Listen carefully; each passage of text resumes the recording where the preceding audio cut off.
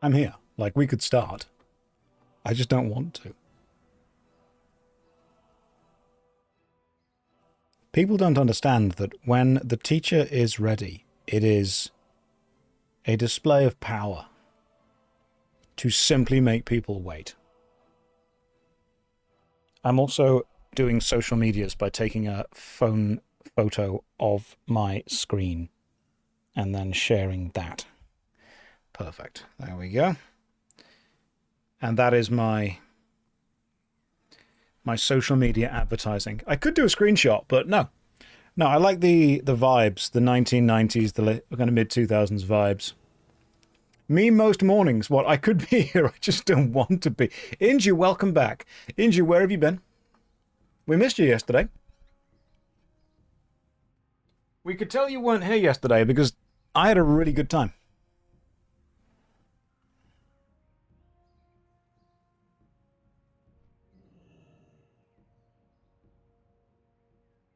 But now you're back, so I'm sure everything will go fine. Wow, okay, guess I'll just leave. Hello, British man. Hello, Kurt. I'm unsure of your nationality, so I'm going to assume British as well. I love how Josh asks when he's been told constantly. I know exactly where Inju's been. I'm just making conversation, all right? This is called content. God, all right? It's called dark humor, all right? Deal with it. I need a haircut. Like, this is too much now. What is going on with this? I'm not even going to try and style this. We can't do it. Heck yeah, you're on time for once. I'm actually early, so we could redo all of this. Hang on, this is too much. This is too much hair. I need an adult and to cut this hair. This is way too much, but we're going to go with it right now. Do we need a healer for Uldar? Yes, we do. Get involved, you cheeky little chap. You hope I'll have fun today. I sang so many bangers that we've referenced in the stream at the cheese party. I'm really glad you had a good time. It did look like you were really enjoying it. Genuinely. How was everyone else? Let me just do a social media post on Twitter, the website formerly known as Twitter. There we go. Now people know that I'm live and they will come and watch me. And we'll all just join hands and sing Kumbaya. You know, the basic stuff. You've watched the new Says video, loved it. I haven't. Maybe I should watch my own videos on stream. Maybe that's the best way we can do that. Okay, let's just check social media. Okay, yep, cool people still like all of this. It's going well.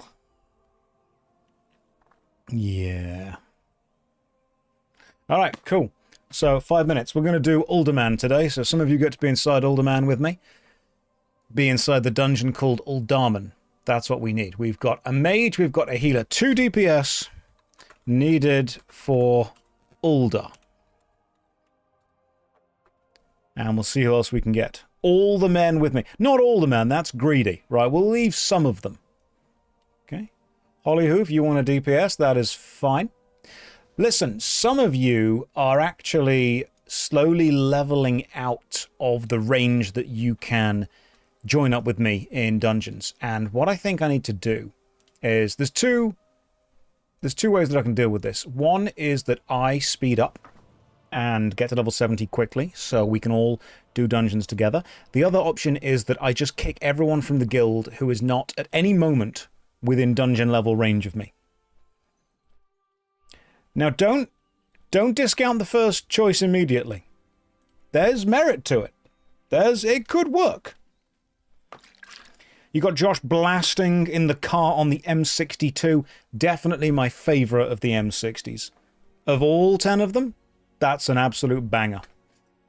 Guild needs a good culling. Maybe since I've been a paladin, I just want to purge more.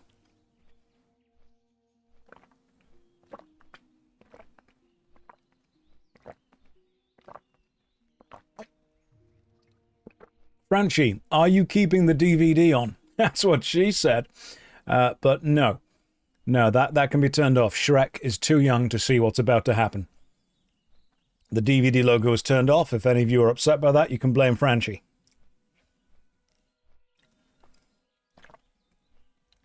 Oh, yeah. There's some gulping ASMR. That shirt is cheating. There are more buttons to undo. There literally aren't. All right? I'm basically just full chesting it right here.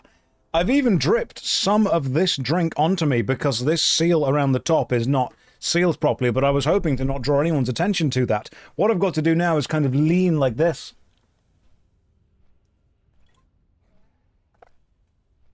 And drink from the void.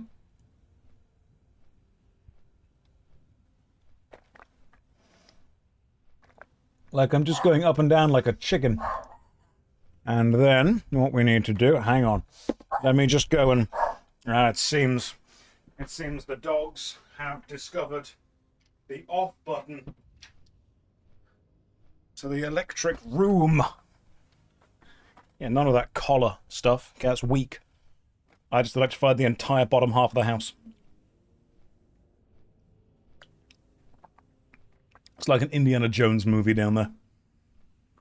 Who let the one dog out? I did, unfortunately.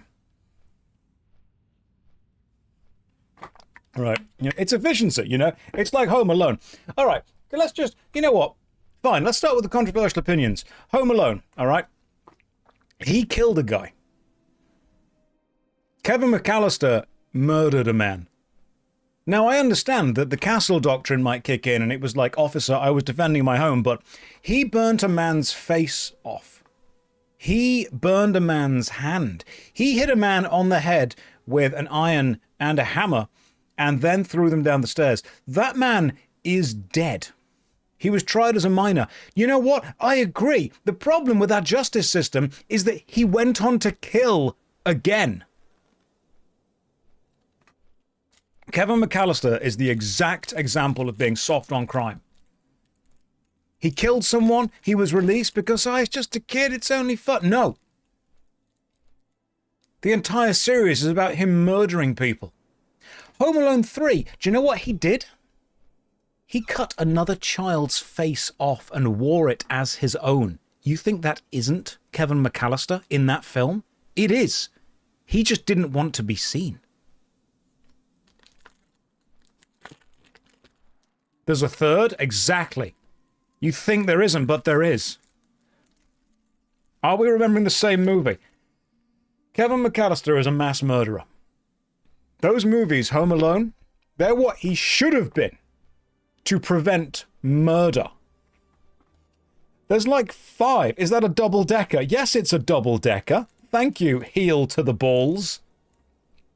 I should read people's names before I say them.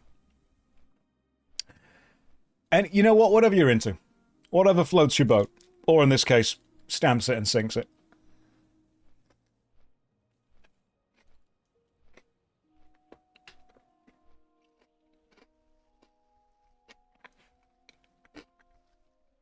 Go back.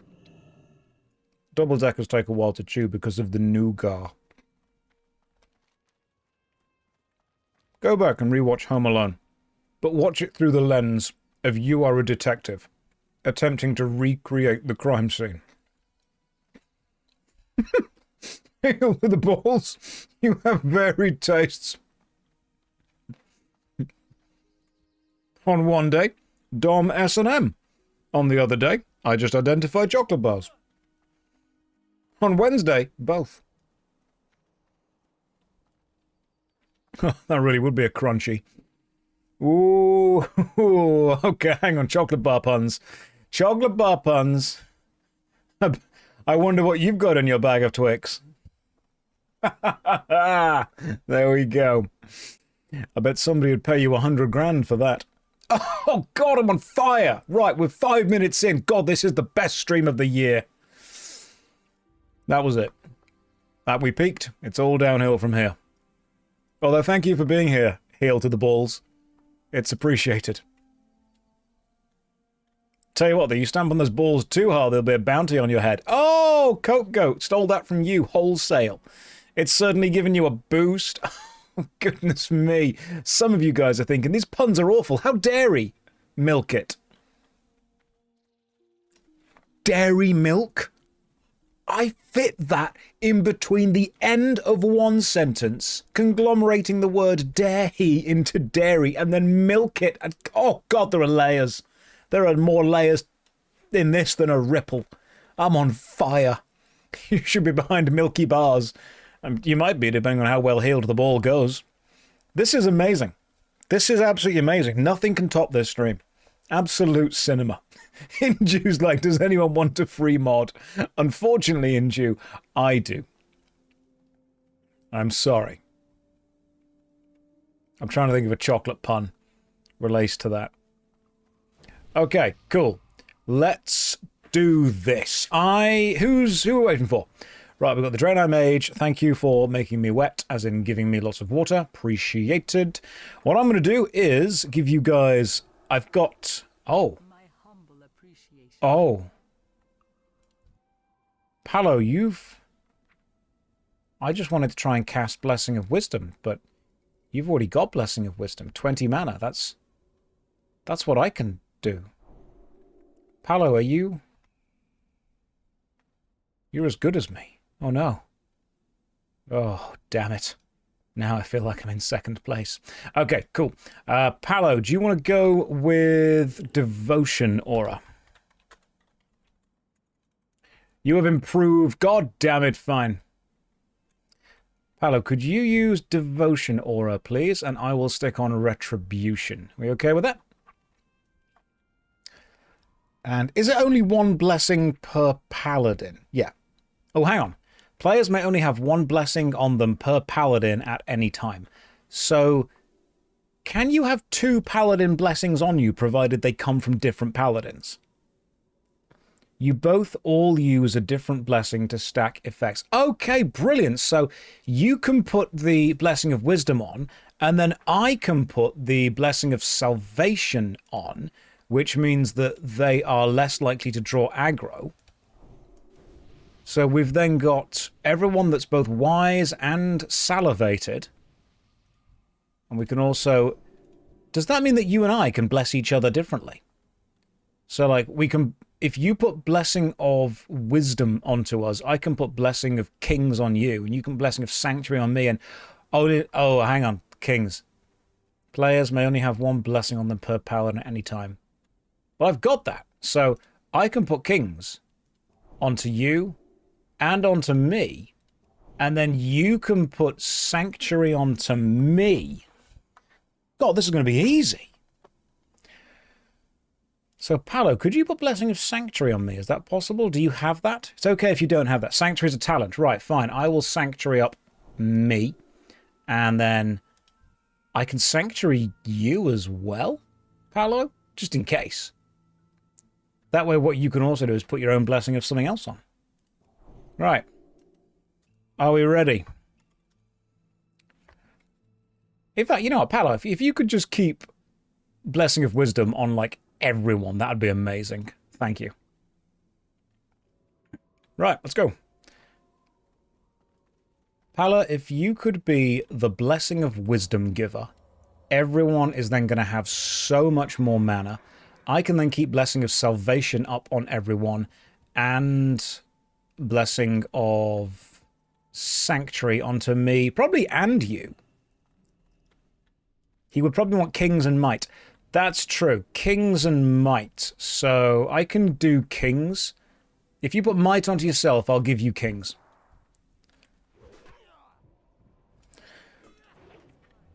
What about the Blessing of the DVD logo? Listen, you can't have everything, alright? God, some of you are greedy. He is healer, so he wants Kings and Wisdom. Right, I'll give you Kings. Paolo, Blessing of Kings. It's on to you, mate. You keep Wisdom up, everyone gets... Yeah, I'm still just working this out in my head. Pala is responsible for giving everyone Blessing of Wisdom, and I give all of the DPS Blessing of Salvation. I give him Blessing of Kings, and then I give myself Blessing of Sanctuary. That way, the DPS are pulling less aggro, he's doing way more damage, and yeah, this is great. This is pretty good for us. I never watch you live. Well, why? Do you hate me? Due to recent circumstances, I've been watching a lot of your videos, or VODs. Yesterday, I saw the dead money part of the message. You seem to dislike skill books. Is that true? Let me tell you a thing or two about skill books, Den. What you should not need to do is get to a check that requires a skill book and then have the skill book on you, but be told, oh, by the way, you can't use it. So then you need to reload the game from before. Now you know the check's coming up, and then you read the skill book to boost your stats up so you can pass the check that you know is coming up that doesn't add any gameplay. It literally is just a boring way of making the player redo things. I hate it. It's awful. Everything about the design is bad. God. So yeah, I've got feelings. Don't talk about temporary buffs with me or my son ever again. Can I do a video about Allods online? I'll put it on the list. I'll consider.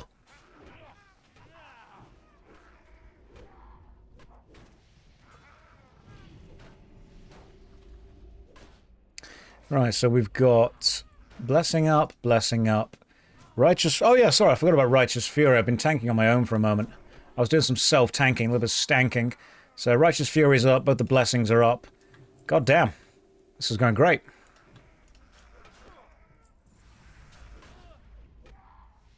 What I did do as well, by the way, we did a couple of Zul'Farrak runs, me and Half Moon. And when I say runs, I mean he went on his level 70 Warlock and just... Ooh, Aurora Gloves. Increased damage and magical effects by up to 9. Ah, they're cloth. No, I don't want those. He just kind of ran through, and we actually got the... It's in the bank now. We got the Sangthrae's sword.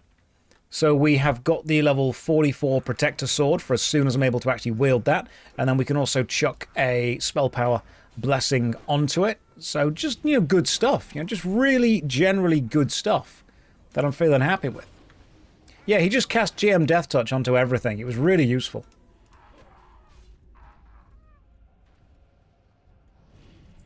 I'm going to go this way first. I'm going to stick the Seal of Wisdom on so I can actually just grab myself some wisdom back. And then what I will do is have a little sippy sip of potion before we run in. Grab the aggro on everyone, stick on that. Then we put on righteousness. No, you get back here, my friend. There we go. That's what we need more of. That's all good.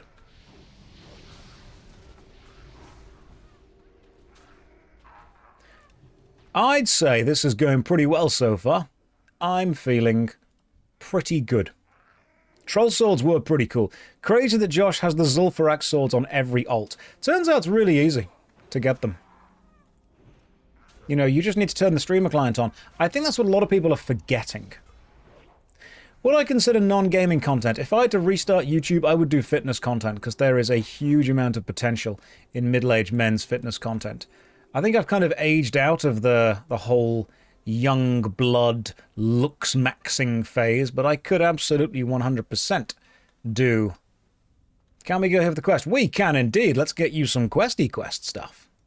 I think I could definitely do, you know, the kind of middle-aged guy. The DILF, maybe even the GILF. There's still an outcry for the lack of walking pad streams. I know we need some more walking pad streams. I'm aware of this. Also, I'm wearing some stuff that gives me bonus spell power, which I'm really happy with. And yeah, Righteous Defense is on 1. Excellent healing, by the way, guys. Really, really solid stuff. Very impressed with everything so far.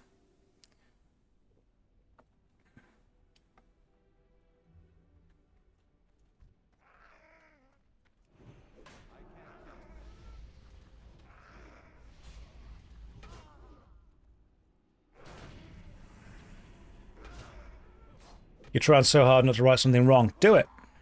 Do it, coward. Tell me what you're thinking.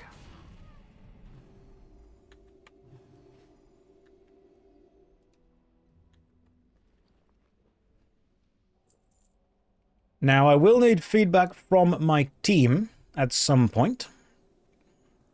As in how well I'm doing, how well you're doing, what we need to continue to do, What needs to be done better? What needs to be done worse? What is ideally going on that's good?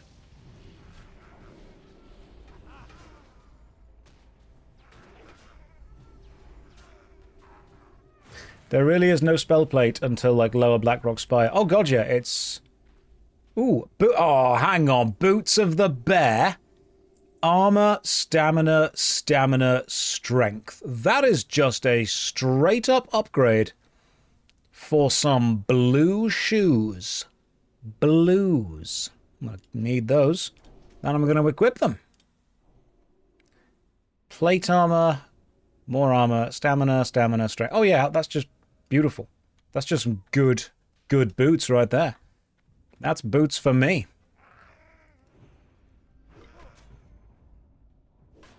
I'm going to put the blue suede shoes on. First time catching you live, watching your videos for years, top tier second monitor content. If you've been watching the videos and you've never seen the stream, if you could just lower your expectations, that would be terrific. People often join these streams and they say, like, oh, I've always seen your videos, never watch you live. I'm not as funny live. I'm objectively worse. Hey, we leveled up, level 42. Fantastic. What else can we put the points into? Can we put it into increased damage caused by your holy shield by 10% and increased number of charges? Well, that seems good. Oh, all damage increase. Yes. Right. All damage is increased. Let's go. Oh, goddamn, didn't expect that. Okay, that's new. Well, here we go. Let's just stick on you. When you have a moment, Pala, if you could please refresh. Excellent Hellfire there, Warlock. If you could please refresh the blessing of wisdom onto me, please. And that means I will need to refresh the blessings onto other people. So you've got wisdom. Pala, you are going to want the blessing of kings onto yourself. Cool. And then everybody else gets the blessing of salvation. So, salvation, salvation, salvation. Everyone's doing less damage. Not less damage, less aggro. That's the word. Thank you for refreshing the blessing onto me. Appreciate it.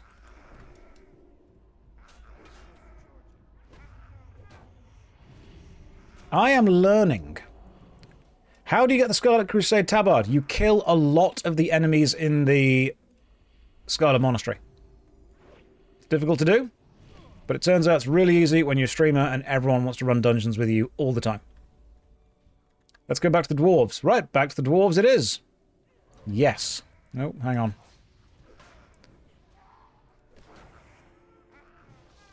So, when you've killed Herod in the armory of the Scarlet Monastery, you will be rushed by many very weak characters, like human dudes. They have a very small chance of dropping the thing. So, just go with those guys.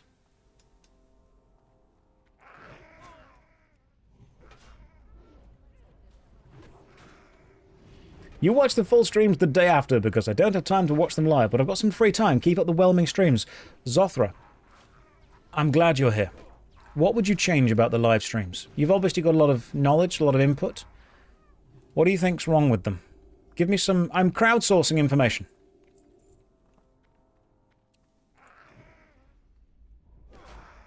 I want to know what I can do to improve things. This is one of the whelming streams of all time. Too many buttons. Do you mean done up on the shirt or in the game? Because I understand that the Paladin gameplay is a little bit overwhelming. Sometimes I even press more buttons. I also want you guys to notice that because you can have... The minimum number of buttons you can have on a hotbar is 6. I discovered that. Because of that, I have put 5 Paladin abilities and a potion of water breathing. Which honestly I think was the most important thing on the entire hotbar.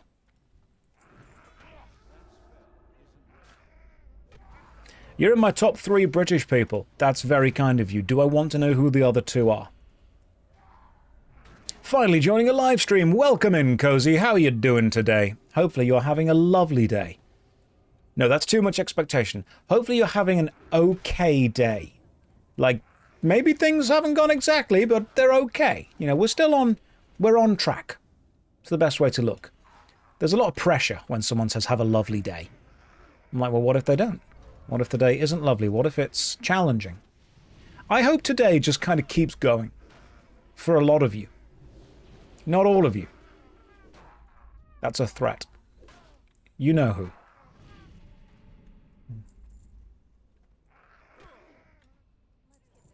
At least we're having a day. Inju has survived every hitman I've sent so far. God damn, they are tenacious. Tenacious if nothing else. Installed Vista 98 so last year. I'm sorry. Do you want me to get all of the viruses? You cannot put a virus onto Windows 98 because the moment the virus tries to do anything, Windows 98 will, and I mean this, crash.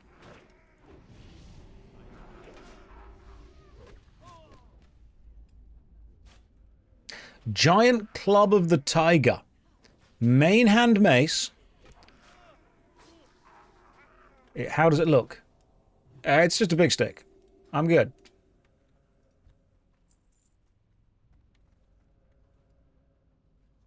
Download all your WoW add-ons through LimeWire. You know, if you do download your WoW add-ons through LimeWire, it actually sends you this really cute purple monkey that walks along the bottom of your screen and informs you there are hot singles in your area, which, of course you're playing World of Warcraft, will be irrelevant.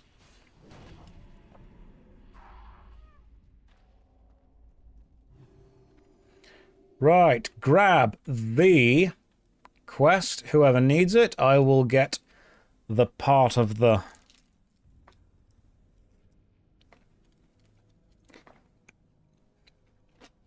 Hang on.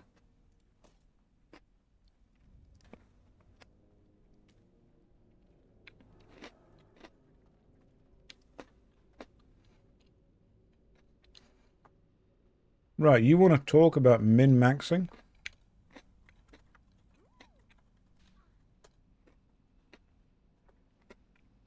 I just picked up a chocolate bar using my thumb and middle finger because then I can still click the mouse with my index finger. That, my friends, that is efficiency. That's the kind of wisdom that you only learn when you've got blessing of wisdom.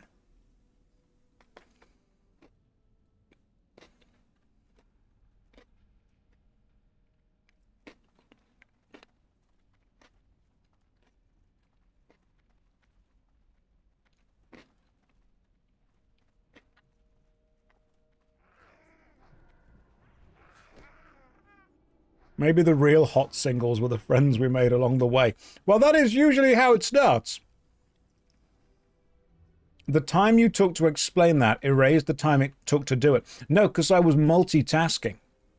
Or masking. Where I was not only explaining what I was doing, expluing, I was also doing it at the same time. I was masking while expluing. That's how you put together. I was multitasking while explaining what I was doing. Shall we kill these first? Absolutely. We kill these first. Let me just reassess that onto me. Then get some multi-masking while also streaming. Okay, yeah, but putting all those words together, I'd say I'm multi-mass creaming. I don't want to do that.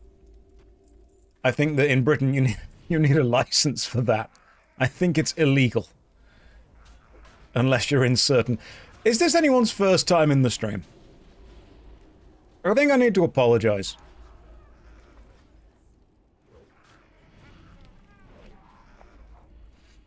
Yes, I'm sorry. It does get better. Not by much, but it does get better.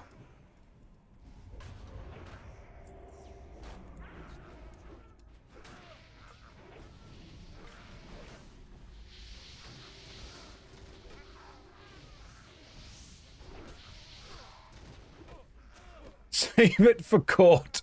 Inju saying it doesn't get better. Inju, why would you lie? Why would you do that? Go onto the internet and just tell lies?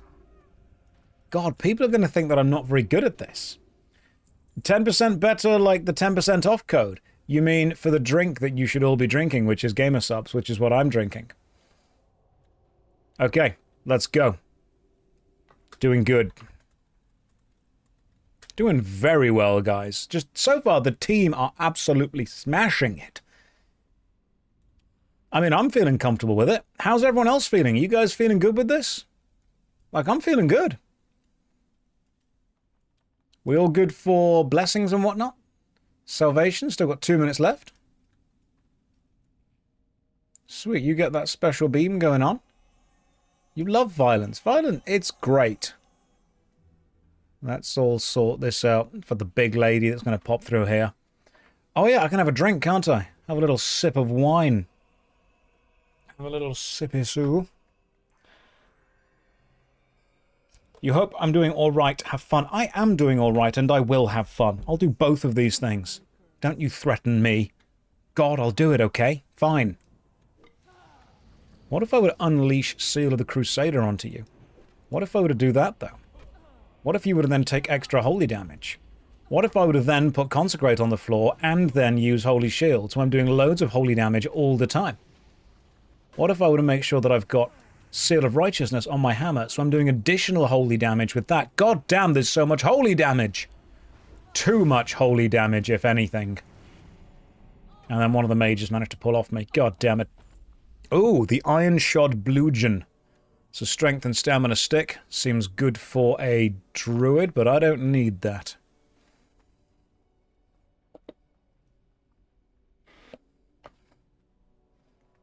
That's a holy amount of damage.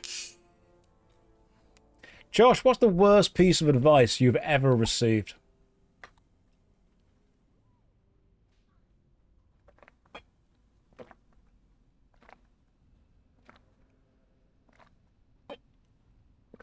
I think it's probably keep calm and carry on.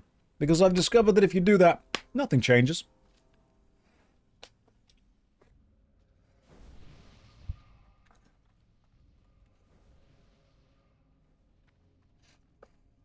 I've received a lot of bad advice over my life.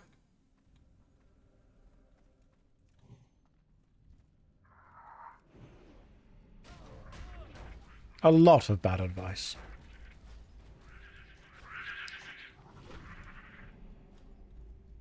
I think the worst advice is if you just work really hard, eventually your business will notice you and you will get promoted. No, you won't. The reward for hard work is more work.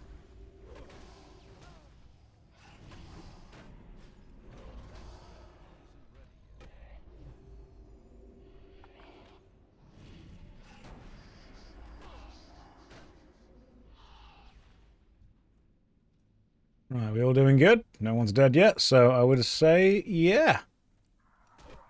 I am, however, about to run out of water breathing. So somebody may need to help me with that. So how'd you get promoted? Normally you just know the boss. That seems to be the best way. It was the Stone Hammer of Strength. It looks good, but it's a lower level for me now. Thank you for refreshing the thing onto me. I appreciate that. Now, one of these is a kind of sideways boss, isn't it? I want to check that we're going the right way. Oh, have you got your Blessing of Kings on? I don't think you do. I think your Blessing of Kings has fallen off. Have Blessing of Kings back. Right, let's keep going. Blessing, blessing, let's go.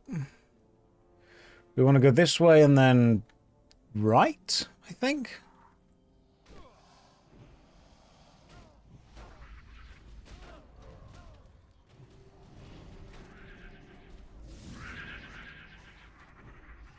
There we go.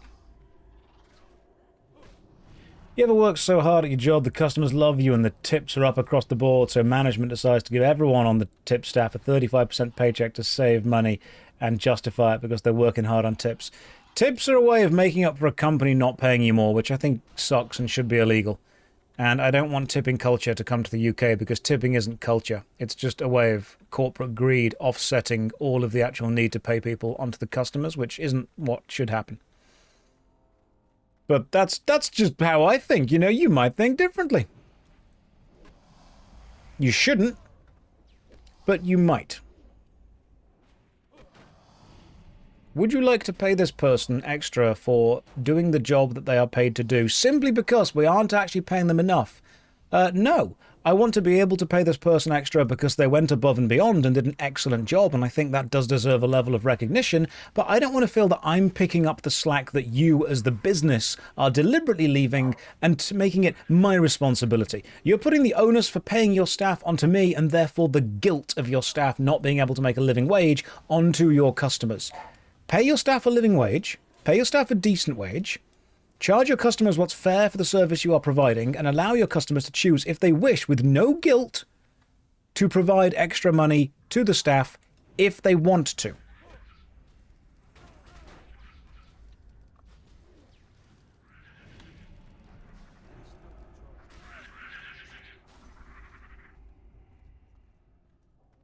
I think we've gone the... Oh, chest.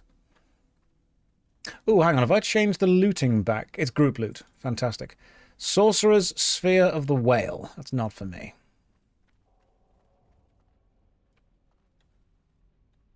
Where was the... There was like a little mini-boss around here that we haven't been to before. I think it was... Where's the boss dude? Is the boss dude this way? You say it's this way and then up here. Okay. Maybe I just got completely lost. I thought there was another boss.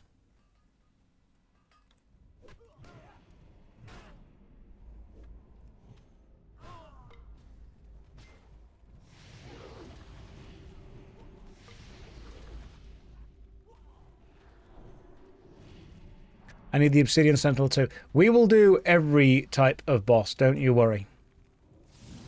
We will kill them all. If it's a boss in this room, it's going down. Worry not.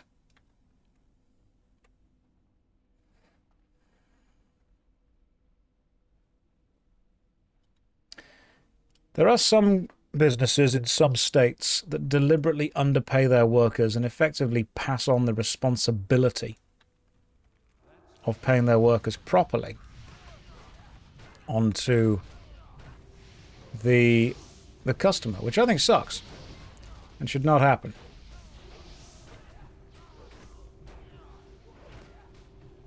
I might need to open my... You know, that I think was the most damage I took in one pull, and the team absolutely saved me there.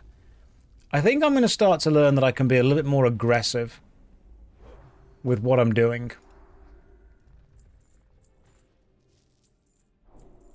So the Ancient Stonekeeper is an elite, but there's also a boss this way, isn't there? Let me just have a quick sip. I don't mind tipping someone if they have gone above and beyond their job, but I also, and this is maybe coming from working in retail, I don't expect service workers to go above and beyond their job for every single customer. It is okay to want to just do the job acceptably, move on, make sure everyone has a pleasant experience, move on to the next experience. I don't expect to be treated like a king every single time I go to a restaurant. I don't expect this kind of over-the-top style and everything. It's totally fine to be like, right, this is what's happening. I'm going to be polite, be pleasant, and that's it. And you know what? Sometimes that's great. That's like the ideal. I am silenced for the next couple of seconds. There we go. Yeah, tipping because you loved the experience is great.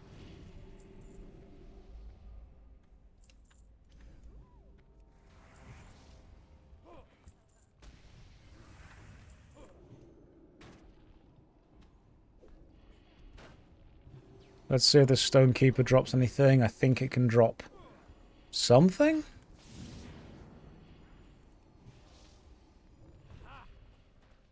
Ooh, Rock Shard Pauldrons. Okay. 205 armor, stamina, and intellect. I've currently got strength and stamina. Are they better for me than Are they better than Herod's Shoulder? The Rock Shard Pauldrons. They're more armor, slightly. Ah, okay, no, it's less stamina but more intellect. No, they're not. Strength and stamina from Herod's Shoulders are way better. I'll pass on those. Now, let's keep going. I'm sure there's a couple of... We've been that way. Oh, no, we haven't been this way. That attack power is like plus 14 strength, though. I realized that the other ones were still giving me a huge amount of decent boosts. Here we go. Let's just fight through with these guys.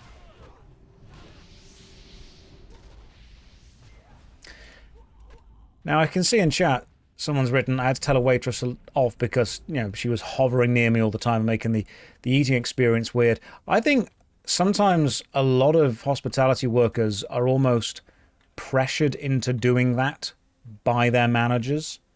They've got that attitude of, you know, you've got to do this.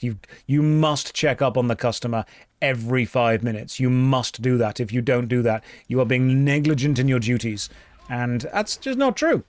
Like, you're absolutely allowed to check on that someone's having a good time once and then leave them alone. But unfortunately, managers will often micromanage people and be like, listen, their dining experience is not complete unless you have checked up on them every few moments. You must constantly badger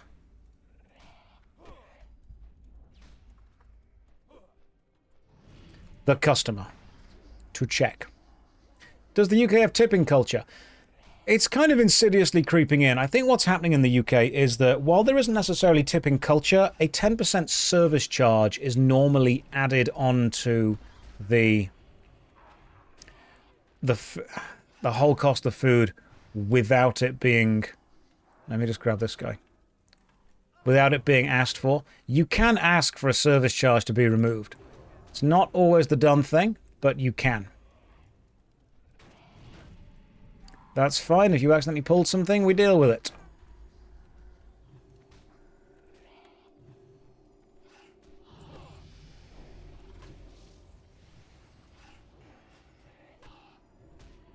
I normally ask if that service charge goes to the management or it goes to all the workers divided equally.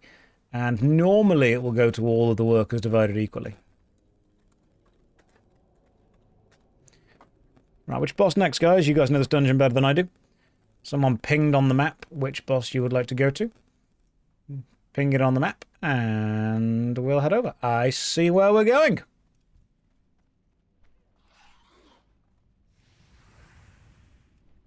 No, you're attacking me, my friend. Do I currently... I do. 5 minutes on the Blessing of Wisdom. Fantastic.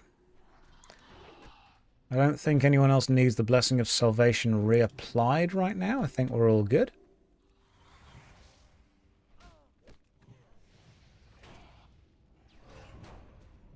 Sometimes I don't even need to put down Consecration when it's just like one enemy.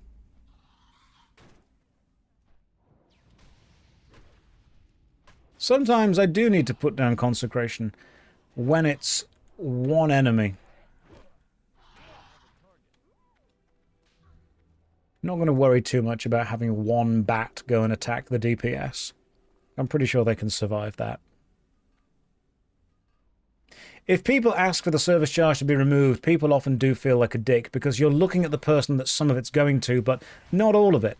It is, again, this might sound horrible, it is okay to ask for a service charge to be removed from the cost of the final meal. And the reason for this is I am a really, really big fan of paying what the menu tells me I'm going to pay. And that might seem old-fashioned, but I really like it when it's like, hey, this costs this much, therefore if you add all this together, it will come to this much.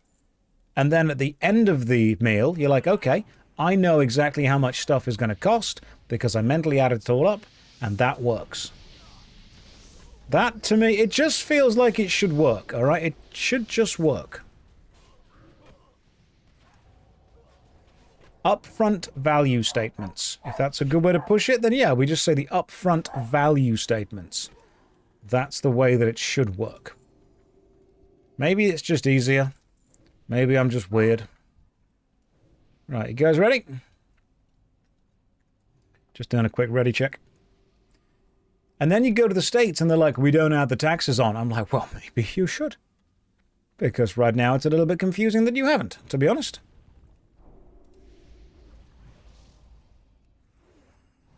Right, I've applied the Judgment of Wisdom onto the Obsidian Sentinel, which should mean that we are getting quite a few extra bits of wisdomness from attacking it. America is weird when it's like, hey, you need to pay your taxes. And you're like, okay. Do you know how much I owe? And they're like, yeah. Can you tell me? No. Do I have to guess? Oh, no. No, you have to work it out. Okay.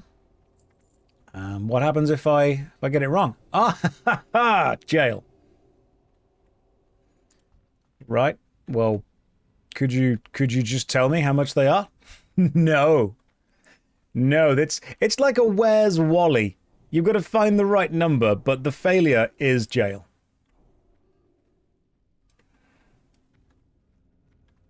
That's so weird. Could you tell me what they are? Oh, we can give you a hint. We can give you a ballpark figure. Yeah, but do you know exactly what the figure is? We do. Are you gonna... Why are you not telling me? Because we've been lobbied by the companies that own all of the TurboTax style things. Because they want you to pay them an amount of money so they can tell you the number. And I'm like, okay, but like, they know the number because you know the number. Yes. So we have to pay them to do a load of calculations to get to the number that you know, that you will then double check, and you will tell us whether we are or aren't correct with the number. That you know. Yes. Maybe somebody at the IRS does absolutely love the fact that you just get to do taxes. They love it. It genuinely makes them happy. I have had one run-in with the IRS, and that was because, obviously, YouTube and Twitch are international businesses, which means money comes from everywhere, which means that when I'm reporting my own English taxes, I need to make sure that I'm being taxed in the correct country from where the money comes from, because sometimes the source of the money is an important part of that. Do you want to know something insane about the IRS? And there are many things, all right? It's a big list. To contact the IRS from the UK, you have to fax them. Not email, fax. You have to get a fax machine, and you have to feed the paper into it, and you have to fax them. They do not have an email for business. They must do everything via fax. However, I don't have a fax machine because I'm not 50. So, I'm not joking. They require you to fax them. So, I had to subscribe to a special service that turns an email into a fax and then sends it to the fax machine. Because apparently there is a way to do that. So I then realized that I had to do this. So I contacted the IRS and said, right, what do I have to do? They said, you have to fax us on this number. Okay, cool. So I subscribed to a special system which turns an email into a fax, and I sent the email to that number. And they emailed me back to say that they'd got it. And then they faxed me back via an email that they had converted from email to fax back to email. And I'm thinking, you don't have a fax machine. What I've done is emailed you via us both converting it into a printed paper document, which was then converted back into an email. At no point does a fax machine need to be involved. But you insisted that it was. That used to be my job. It's very silly. It's so dumb. It is basically because they require paper for the actual record, and email does not count.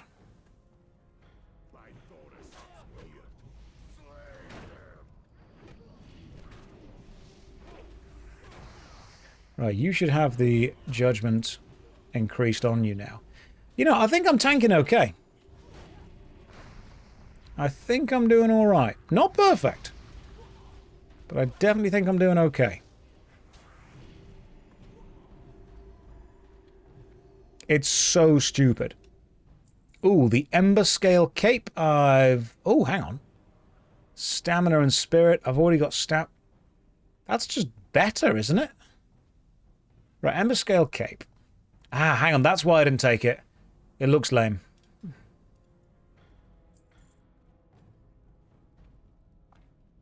The bureaucracy gremlins. God, man. It is just so dumb. We saw this cape yesterday and you said no because it doesn't look as cool. That was the main reason. It needs to look cooler. Sorry, the cape looks lame. Right, which way are we going? I want to say this way. Yeah, I know where we're going now. You thought the silliest thing were the judges wearing wigs. Oh, there's a lot of bureaucracy. There's a lot of bureaucracy. I mean, tradition is just peer pressure from dead people. If the loot isn't looks maxing, I do not want it. You're supposed to have a fax machine because I'm playing on Windows Me. That's a good point. Yeah, maybe this is a me problem. A Windows Me problem?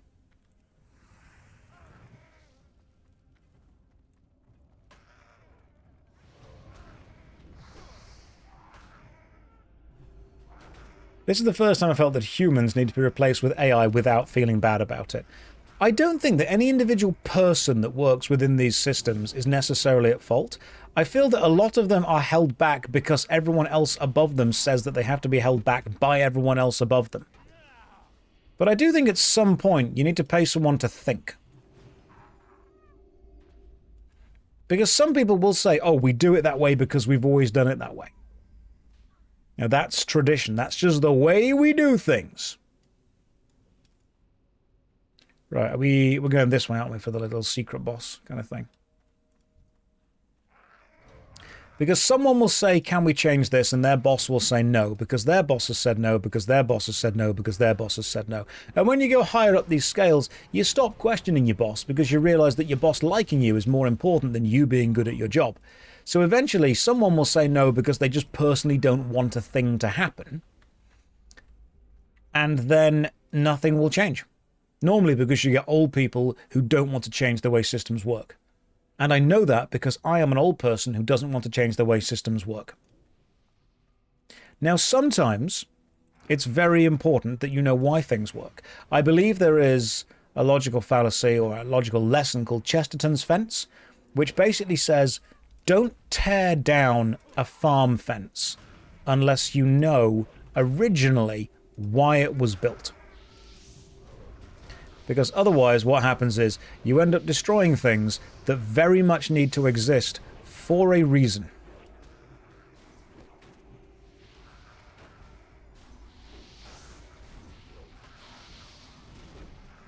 Okay, Scholar, I'm trying to grab the aggro off you as best I can. Well done with that. That was a tactical level up in the middle of the fight. Good job all round. Your boss was the VP of Karma. She liked me too much. She got me fired for sleeping with the boss. God damn it.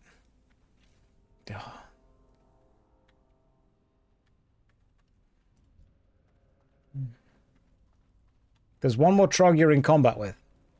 You're in combat. It might be this one. It might be that one over there. I'm pretty sure it's this one. There we go. They removed Righteous Fury. I don't think they did. I just think I forgot to put it on. There we go. I need some kind of add-on that tells me when I need to do paladin things. Like a paladon thing.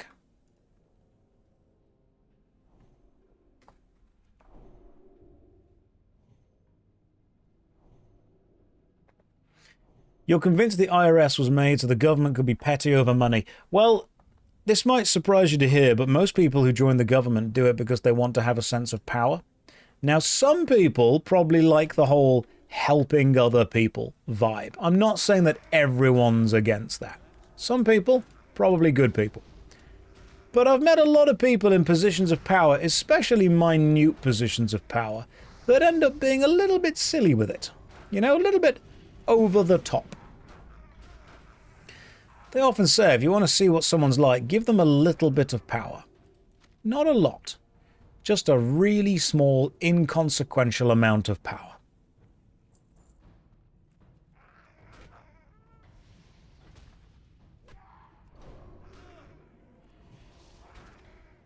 Right, 9 is wisdom, 8 is take more damage. There we go. Weak auras. Well, I'm sorry, man, but I'm trying, okay? Like, I'm doing my best. Just because my auras aren't the strongest.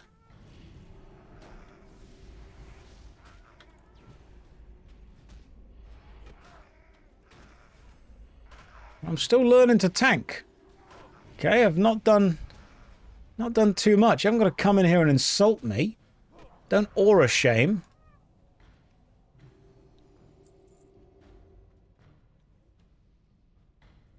Whelming auras. Have I ever poured hours into a video only to completely scrap it? Yes. If so, what happened? The company that was sponsoring me to make the video demanded changes that I thought hurt the integrity of the video, and I said no, and they said, well, we won't pay you. And I said, that's fine, I'll release the video anyway, because I think I've made a good video. And then, normally, you don't work directly with a company, you work with like a third-party agency that then work with the company you're working with. I got contacted by the agency, who obviously weren't being paid because I didn't accept the contract with the company, and they said, hey Josh, just so you know, the video that you've made was made under work with us, and if you release it without being paid or accepting the payment for that, we will effectively come after you with our legal team because that video is our property. And I said, no, it's not. You are working with a third-party company, and the third-party company want to commission me to make a video, and they've worked through you because that's how pretty much all sponsorships work. I made the video, showed them the video, they wanted changes, I said no, you don't own this video, you haven't paid me for this video, you haven't bought this video.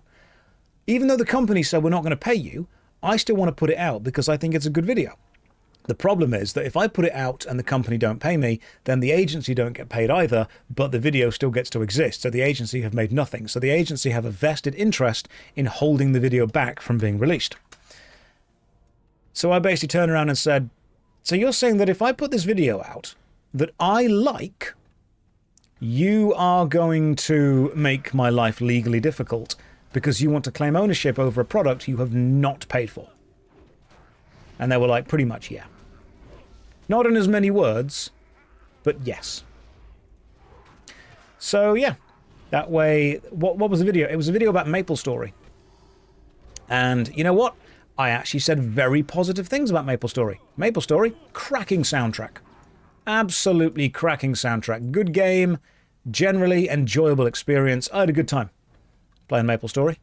I will say it right now. Not my favorite game, but if you could do worse. No, don't cancel MapleStory. It wasn't them that was the problem. Okay, the people that make the game, fantastic. The very, very higher up bigwigs basically said, hey, could you make it look so like you didn't do this thing because that thing seems to ruin your journey?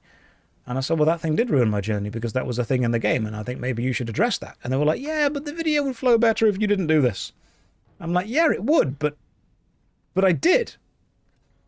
So my personal opinions are that MapleStory is an excellent MMORPG that you should absolutely play, but unfortunately the video that I made for it didn't sit well with the people that were at the top, and they didn't think it was showing the game off in its best light, which of course it wasn't, because, you know, I was pointing out flaws.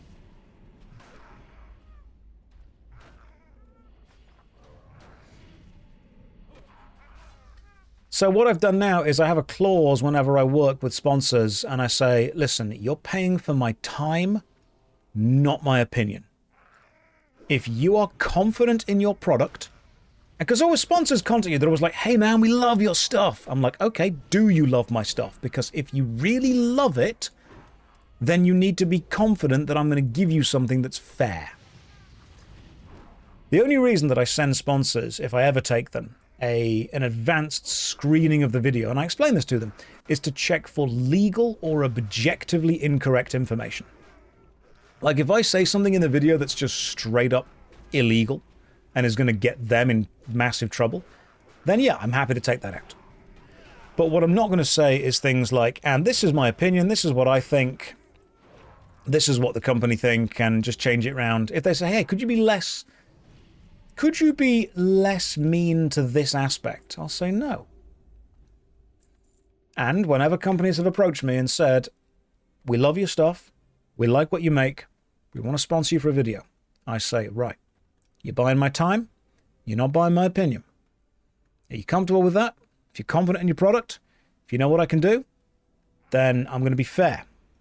And the companies that have gone through with sponsorships have understood that.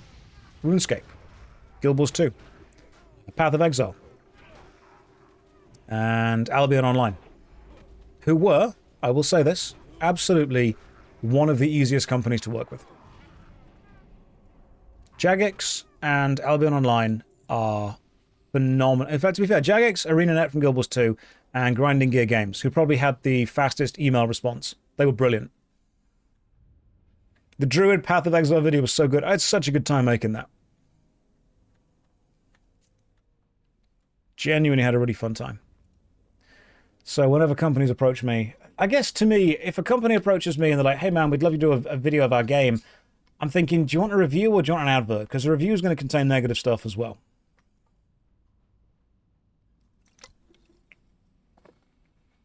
And I think you've got to be honest with it. Like, a purely positive video is not honest.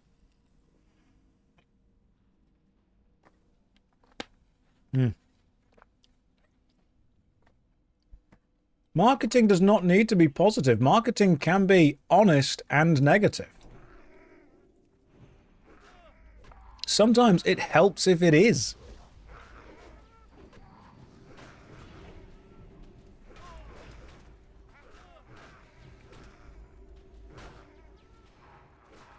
Tell you what, I am struggling to keep aggro against these mages. You guys are ripping through enemies so well.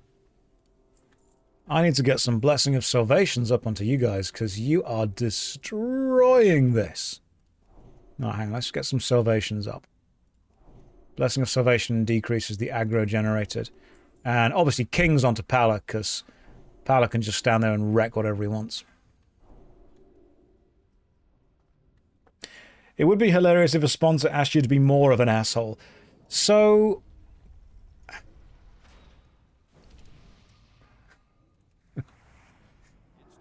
the only company that I really think are super confident in their game and do not mind you being a little bit cocky toward it are Jagex with RuneScape. Like, they know that game has got flaws.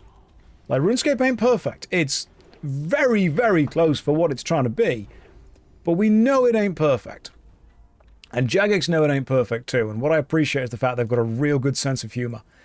And what often makes me laugh is the mods response on Reddit. If you ever go on the 2007 Scape Reddit, some of the stuff they put back, especially the Mod North joke recently, was hilarious. They're just a bunch of geeks. They're just a bunch of absolute nerds. And that's why their game is so bloody good. They're just an absolute bunch of nerds. Right, I lost some guys there, but thank you for the DPS sorting them out. Oh, the 180 on the microtransaction. Mod North is leading that charge. Now, I don't agree with everything Mod North is doing, but I think he's got his head screwed on right, and I think he's a very good businessman. But I have a consider making or reviewing movies and TV shows based on tabletop RPGs and MMORPGs? There are not that many.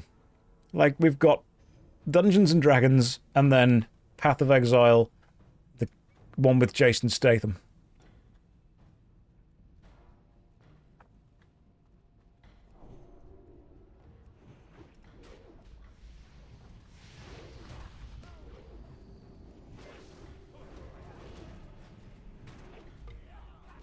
The Warcraft movie. Let's... Maybe you could ask me to do things that make me happy instead.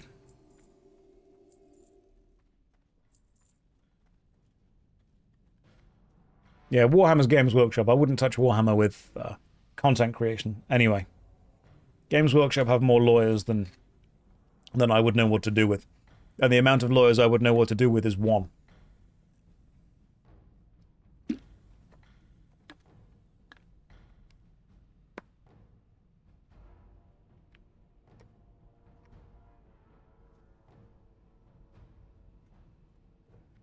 Right, we ready?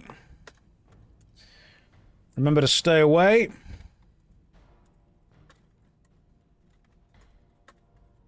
Remember to stay away from death, they explode. More lawyers than Nintendo. Oh, that's a match I would see.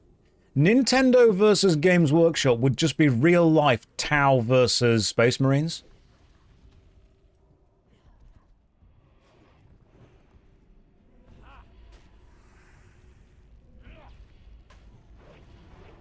Oh, here we go. Here's the next one up. Have to review the 80s DV... Okay, look, the 80s cartoon series of Dungeons & Dragons I love. And I'll tell you why I love it. It's because canonically those kids are still there.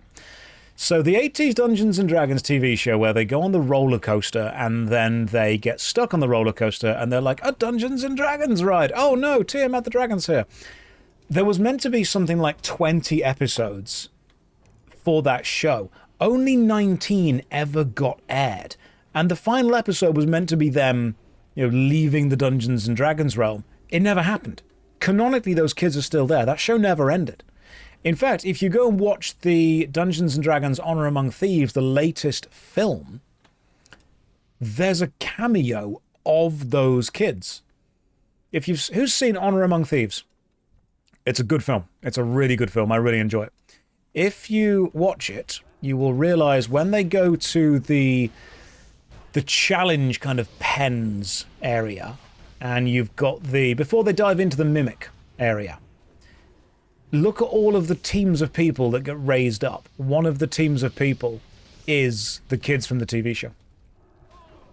I really enjoyed that film. To me, it had the same energy as The Mummy.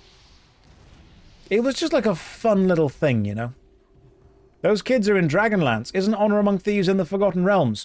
Red Sky, this might surprise you. Dungeons & Dragons doesn't always respect its lore. And sometimes it changes. And I don't think the filmmakers cared.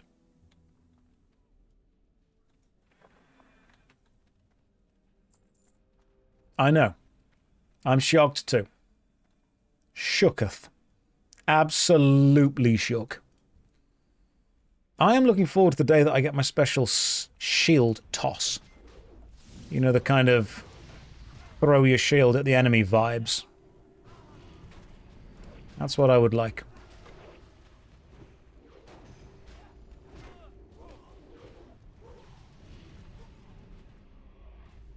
I can only grab the aggro on one extra thing. Apart from that, you guys are kind of on your own. There's plenty of DMs who switch settings and whatnot. So, I mean, I DM, but I don't really follow the specific rules. Like, I'll take bits from each book. Best way to explain my DM style if you ever do play Dungeons & Dragons with me. You know how in a video game, you can change the view distance, and you can change the graphical settings, and you're like, ooh, has the tree loaded in yet? What's behind that door? Doesn't exist yet, we don't know. I DM on the lowest graphic settings. When my players are like, I wonder what's behind this secret door, I'm there thinking, so do I. We're about to find out. The sorcerer, because the way he casts his spells is a nightmare for the editors. How so? the fact that he just has to do all the cool stuff. That was...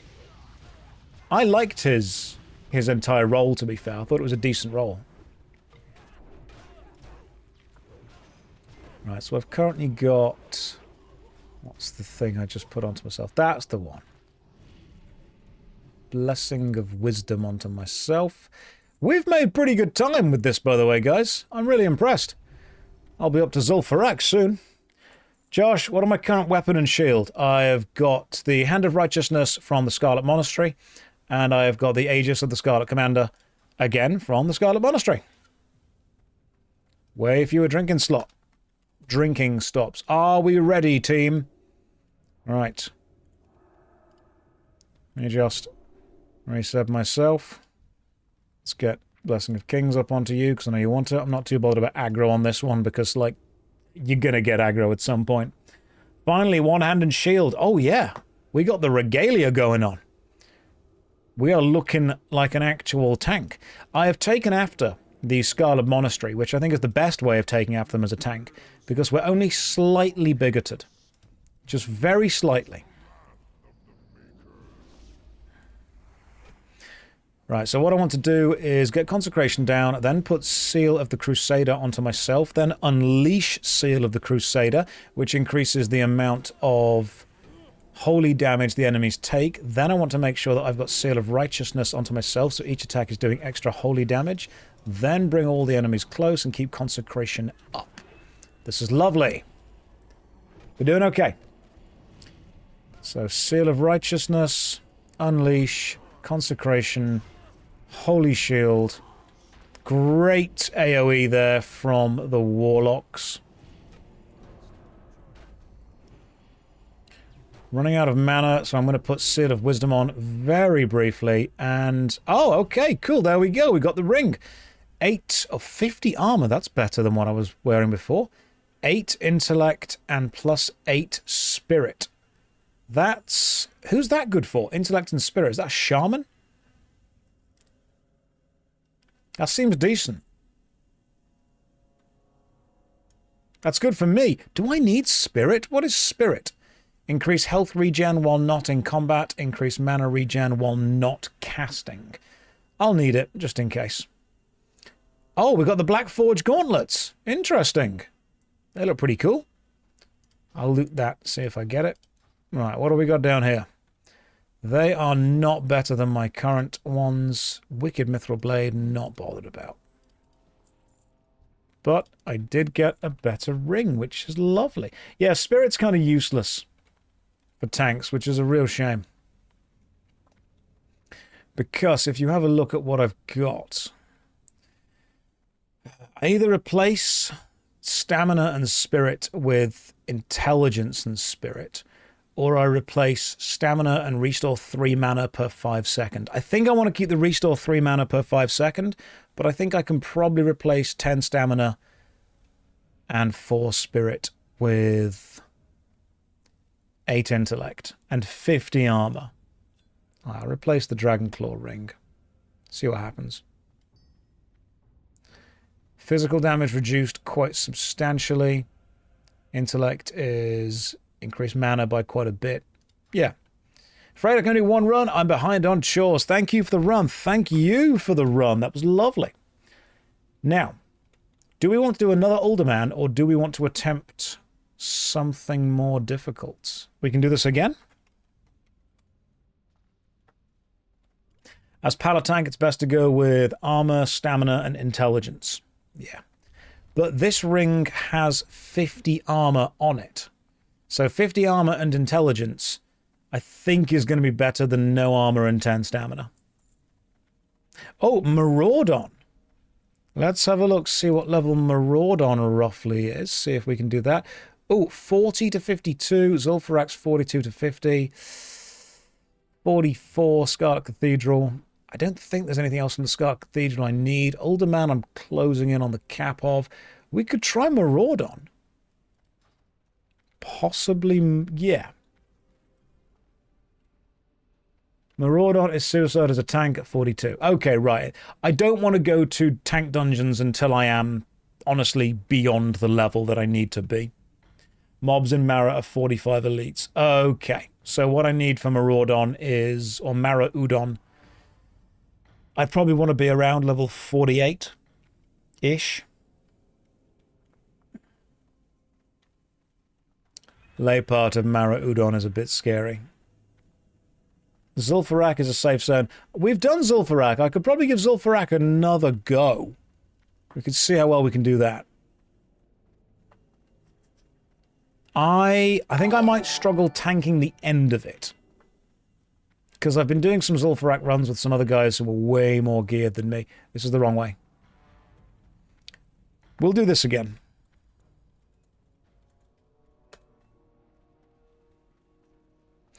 We will do this again. We simply need a, I want to say healer? Not that way. Yeah, we'd need a healer, but then we can do this one again. Need a DPS. Oh, Pala, are you healing? Pala, if you want to keep healing, we will grab another DPS. Wait till you see how he pronounces Desolace. That's how you pronounce it. Desolace. Josh, what do you do with those who ask questions that are not supposed to be asked?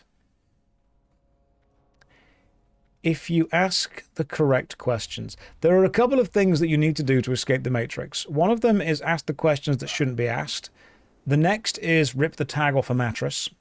The next is eat one of those small silica packets inside pork scratchings that say do not eat. And then you see the world for what it truly is. So I need a DPS. Need DPS for Ulderman. Get me in, boss. 41 rogue. Fine. Get involved. Try saying purple burglar alarm in a Scottish accent. Scotland. Right, let's get into the accent. You'd have to say purple burglar alarm. It's quite a difficult one to say. Right, we've got a rogue in with us now as well. Josh, have you ever trolled a D&D campaign by having a door behind a door? No, but I do occasionally browse Twitter for inspiration. And I saw an inspiration post recently from a game designer called Sandy. And you guys may be familiar with Sandy's work.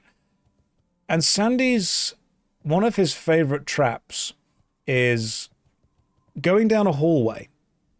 You have a drop with a river of lava in it. And then you have the other side. And players, it totally looks like you should just be able to jump over the river of lava. But on the other side of it is an invisible wall.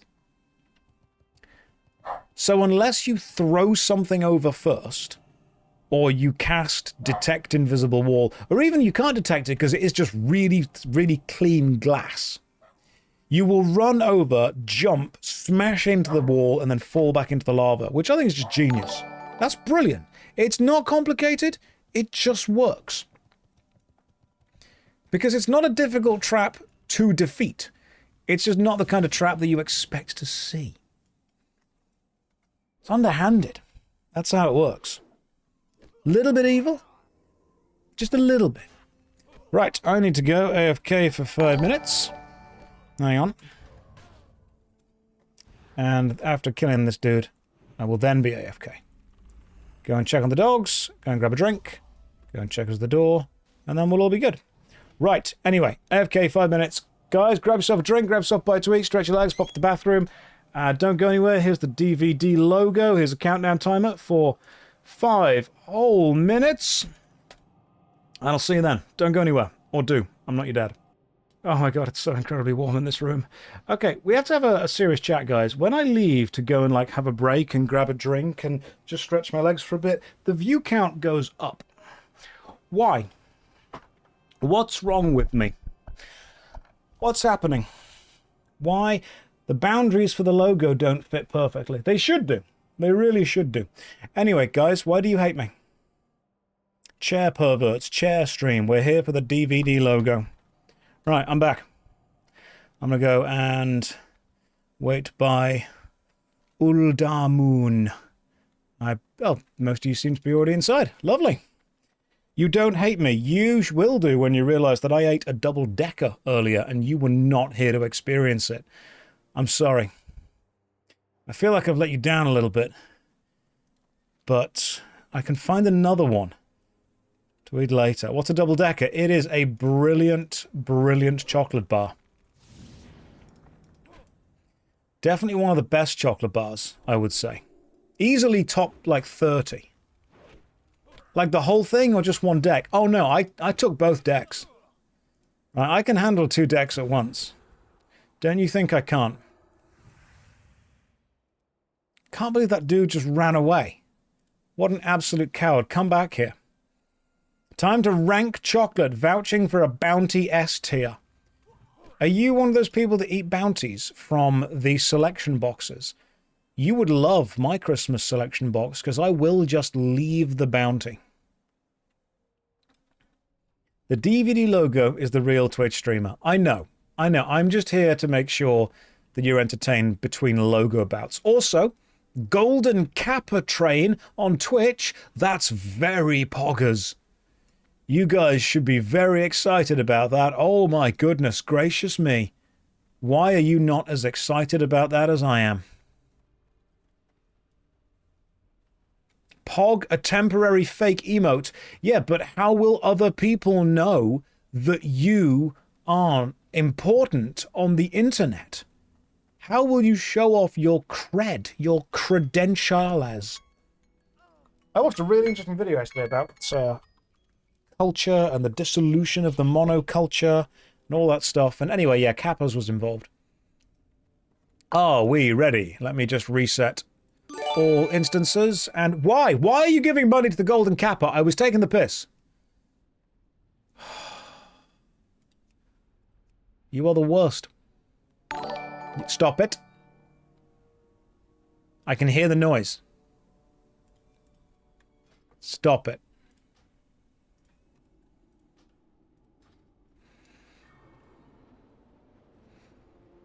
Stop taking my piss.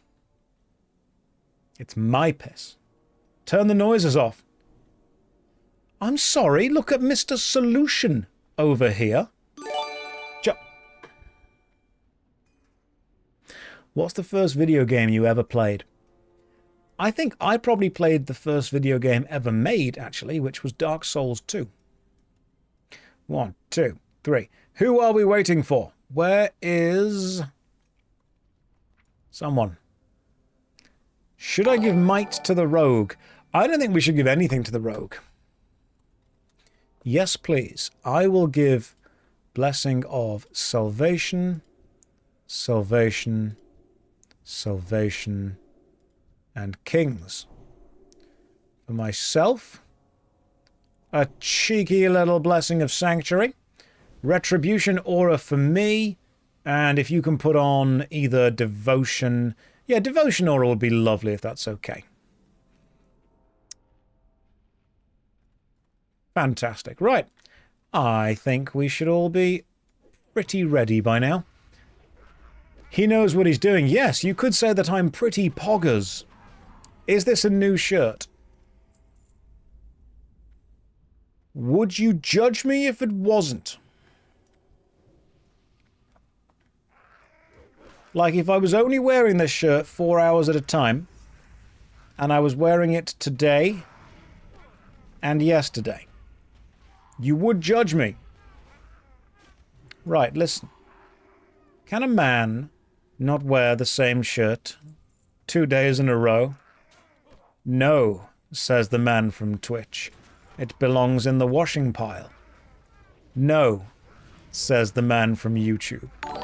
No, that's actually fine. You can do that because they expect you to wear exactly the same things all the time forever. Oh, I've not got Righteous Fury turned on. I'm not righteously furious enough. Now I'm righteously furious. Right. Righteous Fury. Shield. Consecrate. Do more damage. Seal of Righteousness. You know why I like tanking as a paladin? You still get to see a huge amount of numbers.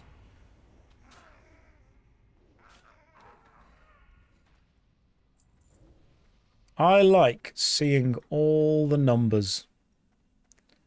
All of them. All the time. Oh, I love that phrase. A veritable bevy of numbers. Goodness, that's a good term right there. One singular bev.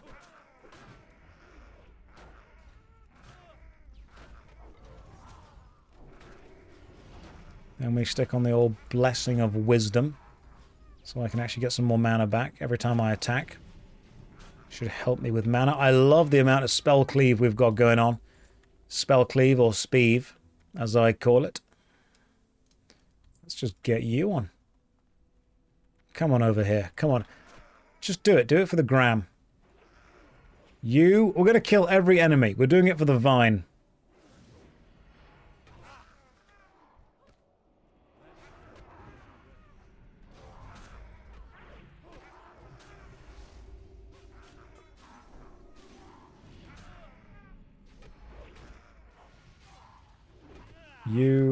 You, Blessing of Might, that's fine. Stick my own blessing on myself in a minute, which is the Blessing of Sanctuary. How are we doing? You missed the Vine days. We all miss the Vine days. Paladins do have great cleavage. Godlike levels. The first thing that you notice when a paladin walks into the room is the audacity. It's very important you notice that first. Paladins tank using their ego. Which is why, whenever somebody else gets aggro, I feel personally slighted. Like, the rogue shouldn't have aggro.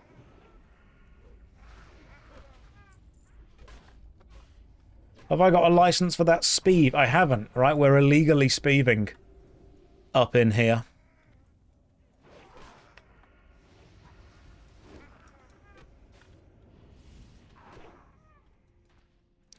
Full-on illegal speevage. Paladins tank by being egotistical and righteous. Rogues tank by being insufferable.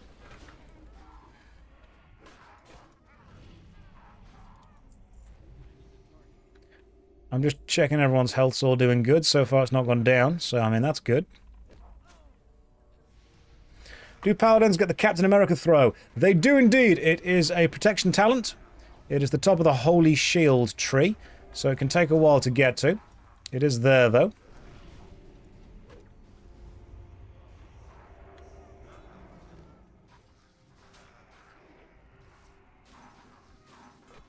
If the rogue ends up pulling aggro, I will just let them die. That is the way of things. That's how nature works.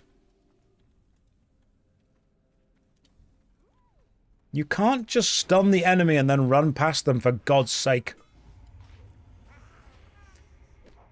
Grow from a confused newbie wandering around Azeroth to a pro gamer. I've always been a pro gamer. I've just been pretending that I wasn't.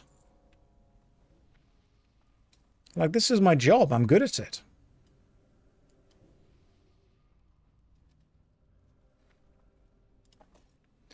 Like, I could even tell you what all of my actual hidden buttons do right now. Might not be right, but you can't beat me. You can't tell me that I'm wrong. You can't see them. Right. It would be funny if we just let the rogue die. I am a great pretender. That's true.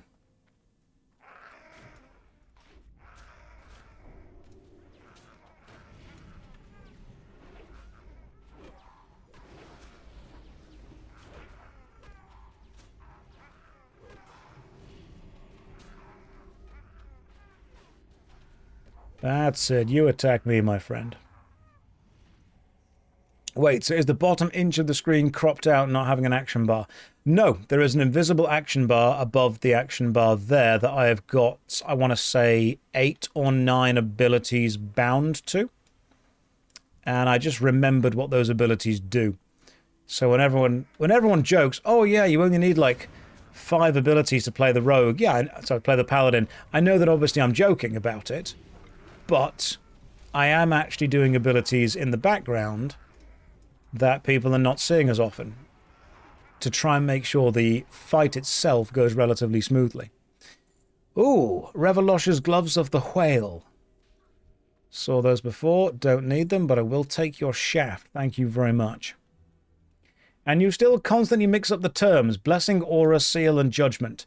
Right, Blessing, Aura, Seal, and Judgment. What you have is thing that is always on and applies to teammates within 30 feet of you, thing that is on for about 10 minutes, thing that is on for 30 seconds, and then... Why are the remains of a paladin there? I hate that. Yeah, thing that's on for 30 seconds, and then thing that makes the 30-second thing go away. So you've got holy stuff, righteous stuff, quite good stuff, and judge. That's what there are. Auras are static effects, 1 per paladin, that affect people within 30 feet of you. I've currently got Retribution Aura on. Blessings are spells or abilities that you can cast onto another player or yourself and normally last for about 10 minutes, 1 per paladin. I believe I'm currently casting Blessing of Salvation onto myself, which reduces the damage that I take by up to 13 per hit. 14 per hit, that's the one.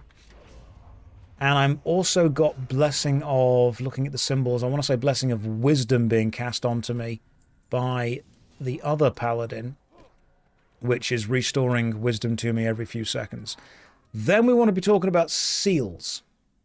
So Blessing of Salvation is the one that lowers the aggro that you generate from the damage that you do. Blessing of Sanctuary is the one that just straight up lowers the damage that you take. There we go.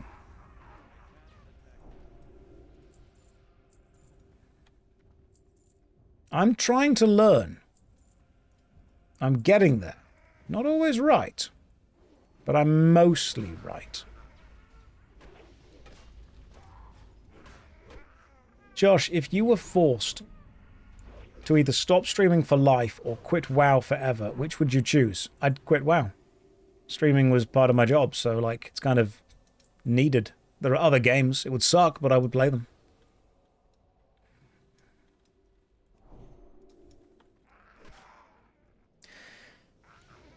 But yeah, the joke basically is that I am... Do I think I'll reach 70 on this paladin? Yes, this will be the class that I max out.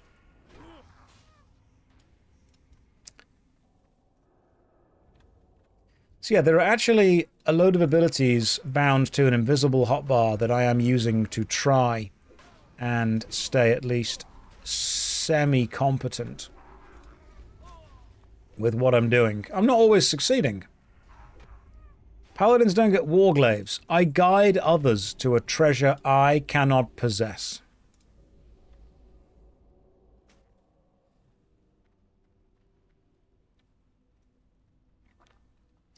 Am I going to play Classic Plus if it's announced that it looks good? No, I'll only play it if it looks shit. I've been burned too many times. I've seen games that look good, released, and they were good. That's not. No. Where's the subversion of expectations? Announce it, have it look shit, I'll play it, then have it be good. Expectations, consider them subverted. Then I'll be happy and impressed.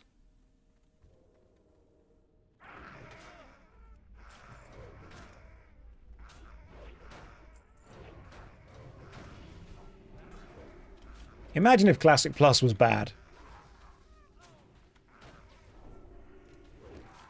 God, that really would suck, wouldn't it? Like, legitimately suck.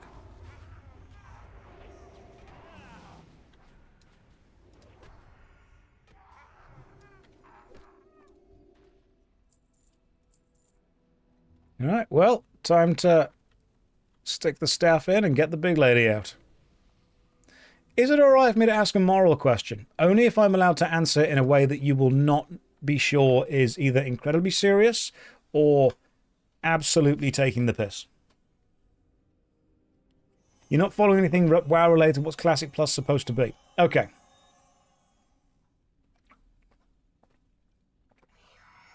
We don't know yet. However, you know how RuneScape did old school RuneScape, where they took a version of the game from 2007 and just released it effectively as a standard old school game. But then it became so popular that they decided to just make that like the main version, and they started to update that, and it became its whole thing. And how old school RuneScape has now diverted away from what RuneScape 3 became.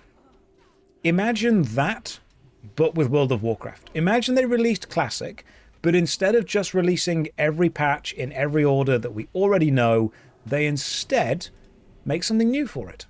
They instead add some new dungeons that weren't there before. They use the old style of making some new stuff. Ooh, armor goes down. It's cloth. I don't want it. Now, some people will say to me, oh, that might not happen. I think, this is my conspiracy hat being on. Turtle WoW did that. They had new dungeons, they had new things, they had new maps, they had new areas, and World of Warcraft Blizzard came after them. Why? Well, some would say it's because Turtle WoW started charging money. I think it's because Turtle WoW was doing the exact thing that Blizzard wanted to start doing themselves. And then, I think we've actually seen them. Turtle WoW was a private server. I think we've even seen them tease some of this. I think Season of Discovery is a testing ground for what they can and cannot do within the WoW engine now. I think they are working out what their limits are. I think they are using Season of Discovery to see what they can and can't do. And they're seeing what people do and don't like. And then when they make Classic Plus, they will take the things that people did like from Season of Discovery and put it in. And whenever they do another Season of Discovery, they will again... It's a testing ground. It's a safe testing ground. I think it was a playtest. Because Season of Discovery was so popular, you wouldn't take all that data and do nothing with it.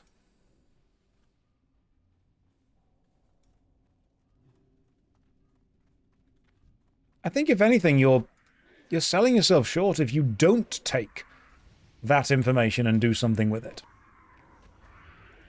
The Warlock tanks, the Rogue Evasion tanks, the silly designs, all that stuff. Right, which way do we want to be going? Want to go this way first?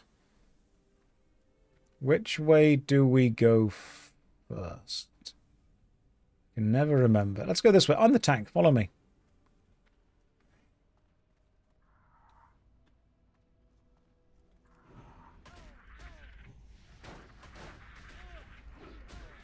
Yeah, that's just how companies operate.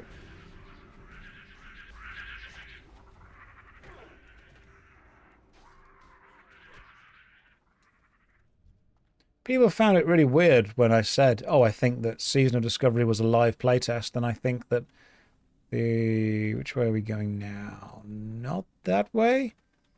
This way and around? Yeah, that'll work.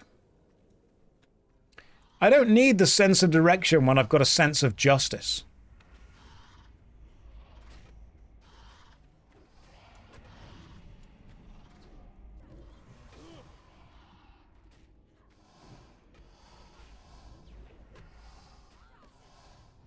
If there's mobs, we're going the right way. Yeah, there we go, that works.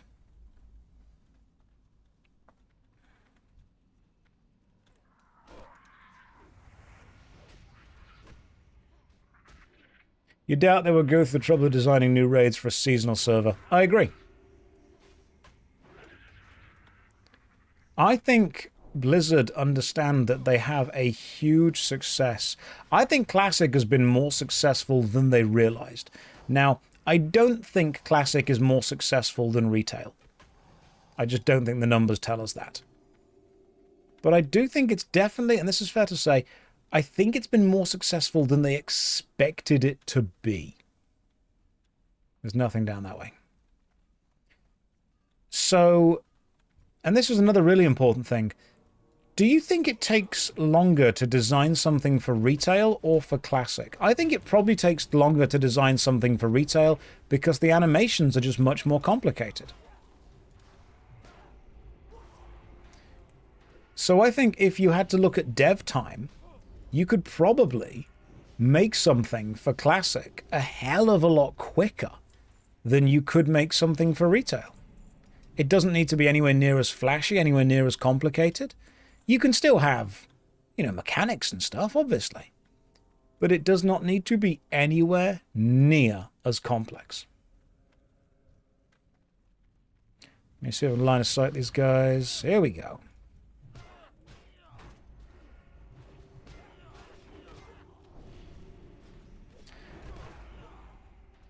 So purely from a dev time point of view, knowing what your limits are with your Classic engine is potentially going to allow you to run a much smaller team that makes content for people that still makes money. They offer very different experiences. Classic is a lot slower than retail, but I like that. So personally, if they could take a small team and place it onto making Classic Plus, maybe even not with like massive, huge amounts of new stuff, just a small dedicated team. Right, give me a sec to focus on this for a minute. Small dedicated team. Because instead of having hundreds of people making a new raid for retail, you could have a couple of people making a new raid for whatever you were doing in Classic at the time. And people will still pay for it. Because there's lots of people that want to play Classic WoW but get bored when they hit the level cap. So you give them just a couple of new things every now and again. It's the pauldrons again. Nah, don't look cool enough for me. And I think you're going to be able to print money.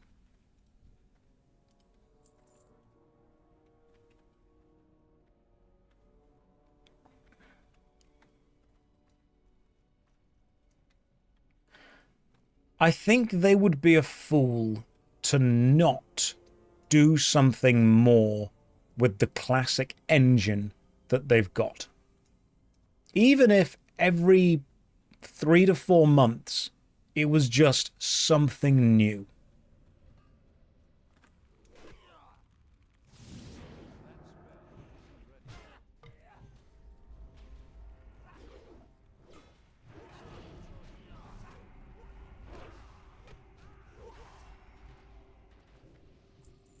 Yeah, they'd be foolish to not do that.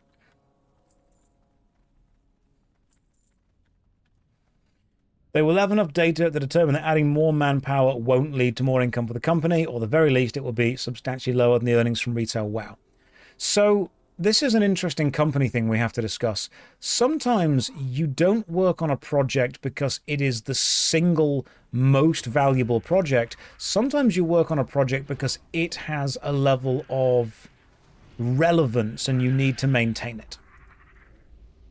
So someone explained it that Coca-Cola does not need to advertise to have people drink Coca-Cola. People are going to drink Coca-Cola no matter what. Coca-Cola advertised because staying socially relevant is powerful for a company. Blizzard might have one product, one specific income stream that makes more money than anything else. Blizzard Activision. If that was true, they would stop putting any money into World of Warcraft and put it all into King games, like Candy Crush. If you're just going to say, right, which product makes us the most money, forget every other product, then what you actually do is you potentially lose a load of market relevance. Investors don't like lost leaders, they want money in the short term. That's true, but people that run companies are sometimes smart enough to understand that lost leaders are important. People like Costco, they understand lost leaders are important. Red Bull knows that when it's sponsoring all of those crazy stunts, it's part of its advertising budget.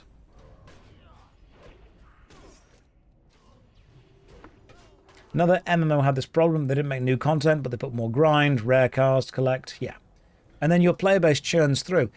If Blizzard are bothered about the long-term health of WoW, consider that you are Blizzard.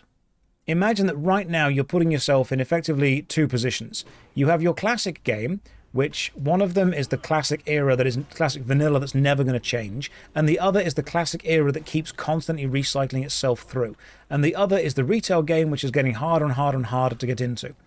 There is a market there for a classic game that brings something new. There has to be. If there wasn't, Season of Discovery wouldn't have been as popular as it was.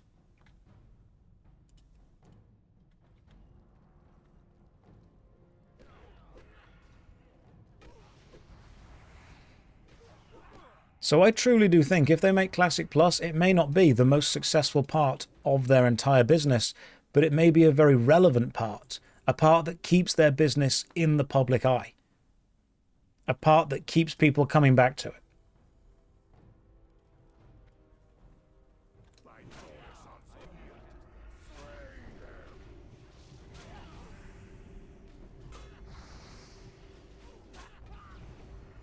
And having people repeatedly come back to your product, to know your product, very important.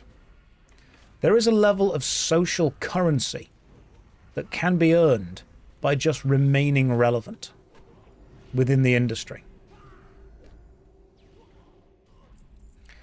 I've been told your hammer is quite good. The Flame Seer Mantle. That just gives me more fire damage. I don't need that. But retail isn't hard and harder to get into. With each expansion, they make it simpler for new players to try the main systems and catch up. Blueprint, when I say hard to get into, I don't mean mechanically. Mechanically, I think it's easier to get into. But I think narratively, new players join and then feel very little reason to stay there. Mechanically, it is a relatively well-paced game. But some of the best games match up the mechanics and the narrative. You are doing this because of this. You are connected to the world for this reason. Don't ask me to save the world if I don't care about it.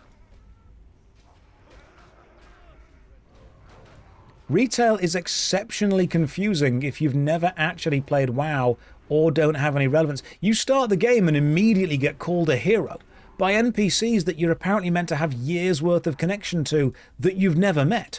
It's like starting a complex TV show in Season 6. I don't want to be a champion. I want to be a local hero. I don't want to be the chosen one. I want to choose to be the one. When you start retail, the first thing you feel is lost. Right, I'm going to grab some of these guys from here.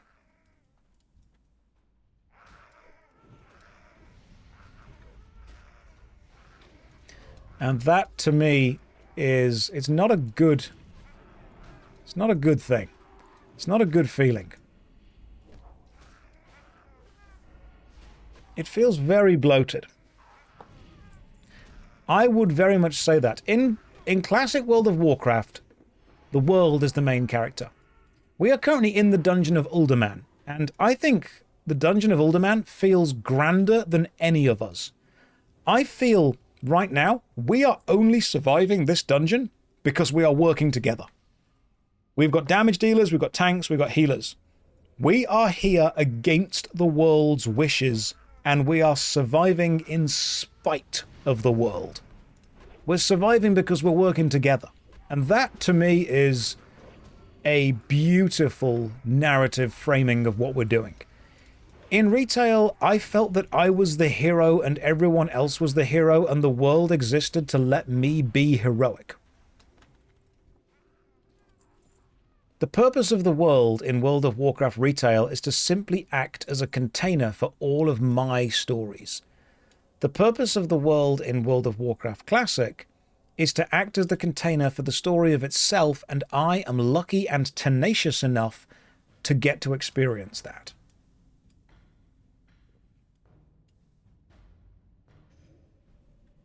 I am pulling the adventure out of this world, which I love, as opposed to being the adventure within the world, which I feel in retail.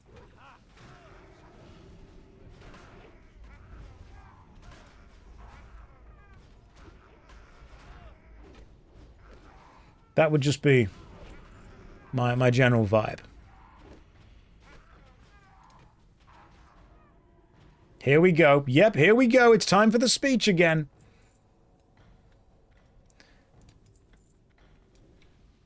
Right, we've got Sanctuary, Wisdom, Aura.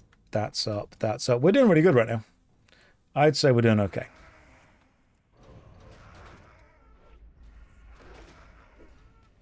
Now, I'm not saying that modern World of Warcraft has nothing.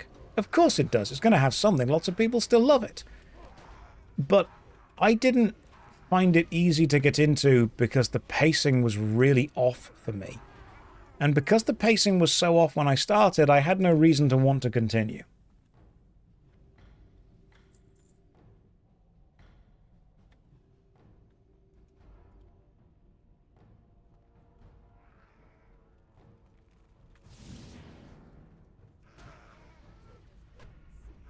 Thank you for the content. You're very, very welcome. Thank you for watching it.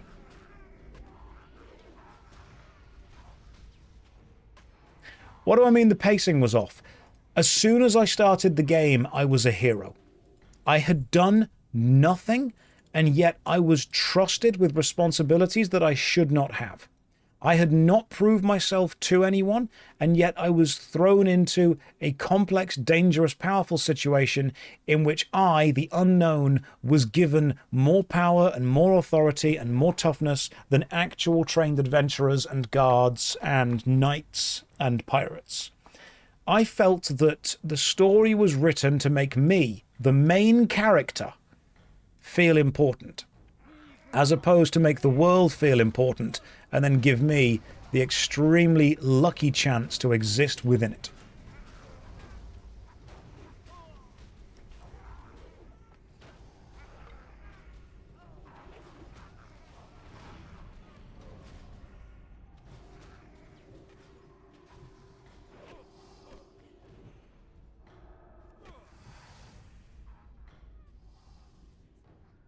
I just think it's also suffered terribly from feature creep and scale creep. The world's in trouble, but you can work together to save it. Oh, we did. The world's in trouble again, but you can work together to save it. Oh, we did. The world's in trouble again, but you can work together to save it. Oh, we did. The world's in trouble again, but we can work together to save it. I understand that drama is conflict, but if your only storytelling technique is there is a bigger, badder evil than everything else and you alone can stop it. You know what I really liked about the Burning Crusade so far is I alone can't stop it. We stop them. What do I think is going to happen after the last retail expansion? Do you mean the last they ever release? Dunno. They'll release another.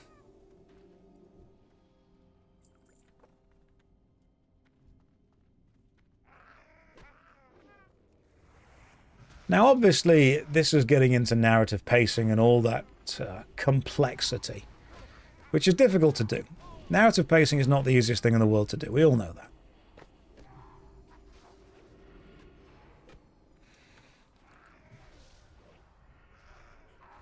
There's a saying here that I think Red says quite a lot that I really enjoy. We don't care about unlimited ammunition. We care about the last bullet in the gun. We don't care about the all-powerful hero. We care about the person who isn't all-powerful standing up, because that's all they can do.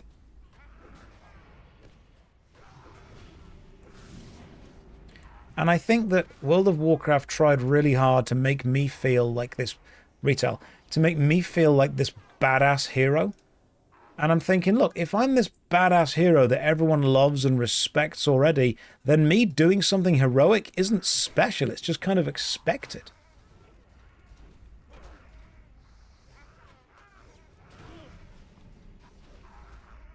Josh, your threat spell has expired. That's fine. I'm still threatening enough. Thank you. Does anyone else need blessings, or are you guys good without them? Because, I mean, I'm going to be honest, you're pretty much doing fine. Kings, salvation, salvation. I'm going to put salvation onto the aggro thing as well. Jowitz, you've already heard Blessing of Might, so you know what? Have Blessing of Kings. Screw it. Go crazy. See what you can do. I'm going to stick 1, 2. All right, we're all good.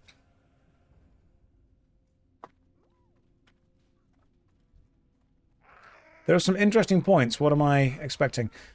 So, I started playing World of Warcraft during Battle for Azeroth. That was the very first expansion I ever played. And the reason I decided to download it and get into it then was I watched one of the adverts for Battle for Azeroth, and it said that it was just getting back to the Horde versus the Alliance. That's what it was. And the advert was pretty much just a guy from the Horde fighting a guy from the Alliance. And I thought, fantastic. That's what I need. That's great. It's a nice, simple, us versus them, good versus bad, Horde versus Alliance, and that's what everyone tells me that World of Warcraft was. And so I downloaded it during Battle for Azeroth, and within about 20 minutes, I was told that I was the champion that needed to heal the planet's wounds against dinosaurs. And then I got to the couple of expansion zones, and it turned out that the Horde were also healing the planet's wounds against dinosaurs. And we had given up our fight between each other because it was more important to heal the wounds against the dinosaurs. And I thought, right, I am meeting a lot of NPCs who are referring to me as a champion that I've never met before. I don't care about saving the world if I don't actually live in it. I didn't feel that I ever lived in Azeroth when I was playing Battle for Azeroth.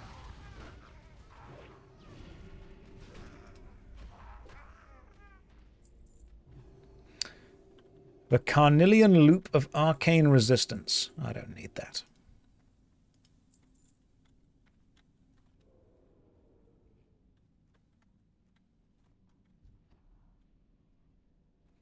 Now, am I saying that dinosaurs don't belong in WoW? No, of course I'm not. Pretty sure there's dinosaurs in the Arathi Highlands. What I am saying is that when I got into Battle for Azeroth, I think I expected to learn why the Horde and the Alliance hate each other. And all I learned was that the most important thing for them to do was to team up against the old gods.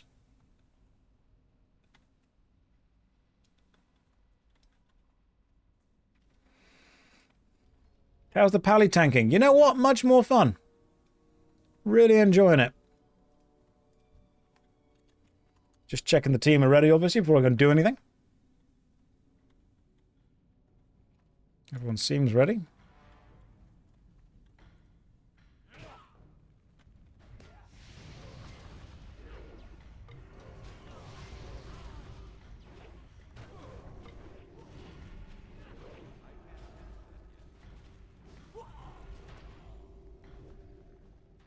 Lovely stuff. The Glyphed Helm. Not mine. Don't need it.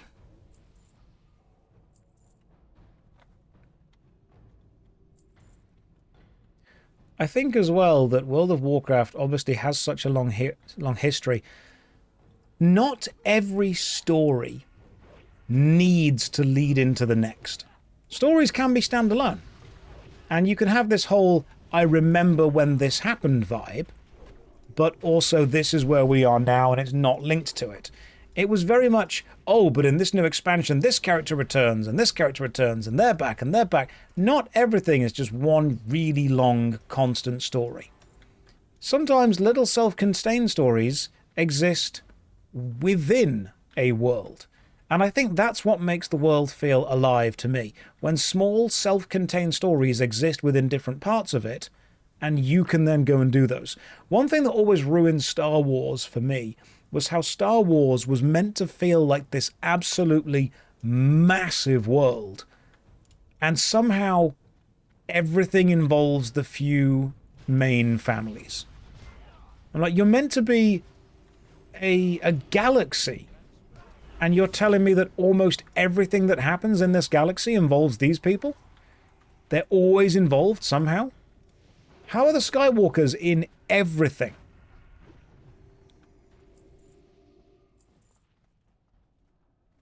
You have a galaxy.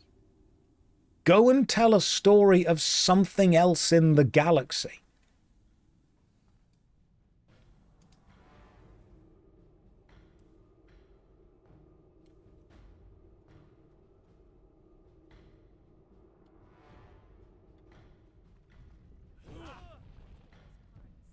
But that's just me.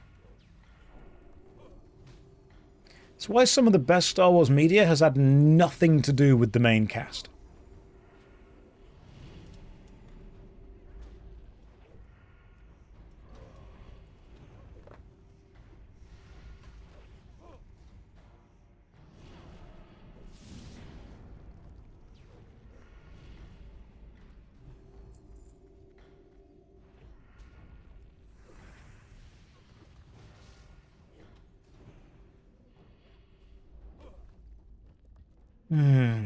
Just being an adventurer.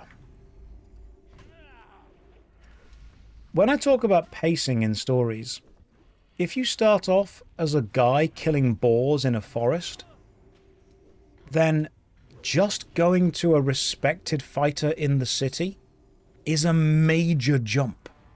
You've gone from little street lad doing nothing to actually known character within the world. If you start as a world-saving champion, where do you go? What are we adding on to that? Go and save it again? Just keep your mantle? Let me start as a nobody. Because only by starting as a nobody does me being a somebody matter.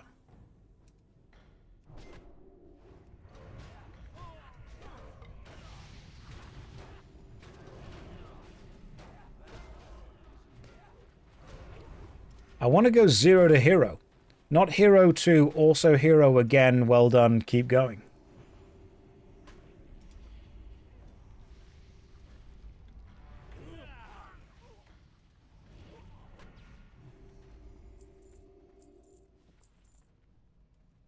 But that takes risk. That kind of writing is risky because it's long term.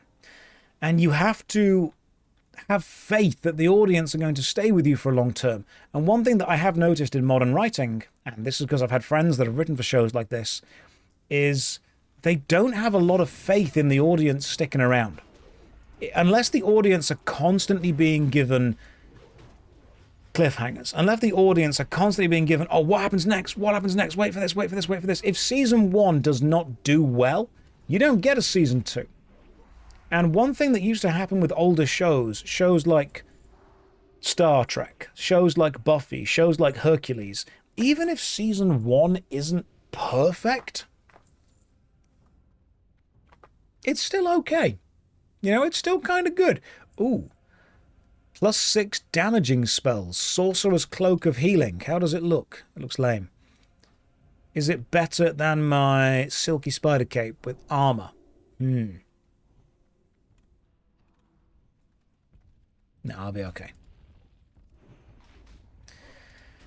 So unfortunately, games and shows have this writing habit now where the viewer has to be kept... Viewer engagement is more important than story integrity.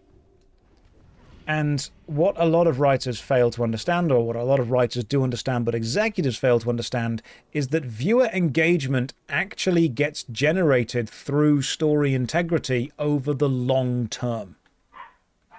It's why I think Game of Thrones Season 1 to 5 are excellent, because they're pretty much following what a professional author has written. The problem is a lot of modern shows are all about how do we get the viewer engaged right now. They need to be engaged immediately. Engagement is more important than anything else. Viewer engagement is key. If viewer not engaged, bad show. Good shows engage viewers.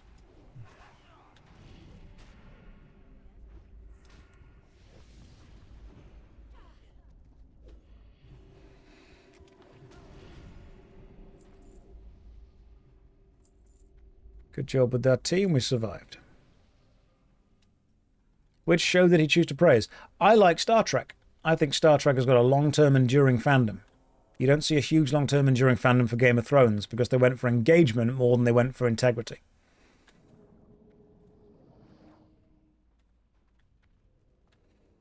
Right. Let's just... Oh, hang on. My bad. You want salvation.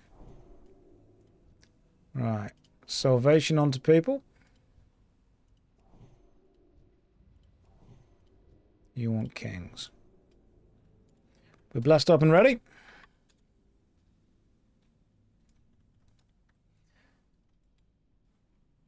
It takes a long time to cook a full Sunday roast, but it's worth it because the result is normally really good. It's a lot quicker to microwave a meal and just get it on the plate and feeding someone. A lot of writing can look like they're just microwaving the meals because it gets it to them quicker.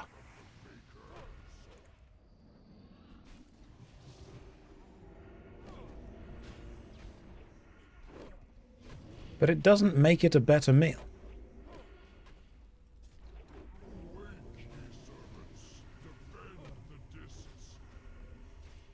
But I think good shows do two things exceptionally well. And these two things are actually difficult to do in an MMORPG. Good shows have slow pacing where you can follow the journey of the character. But also, this is really important,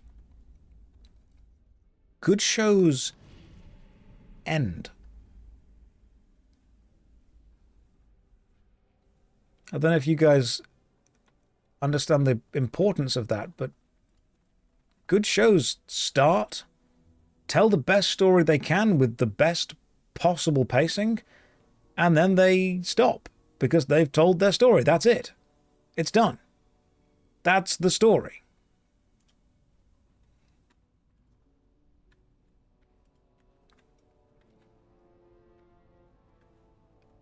If you don't end, you become EastEnders or Coronation Street or Home and Away. If you end badly, you become Game of Thrones.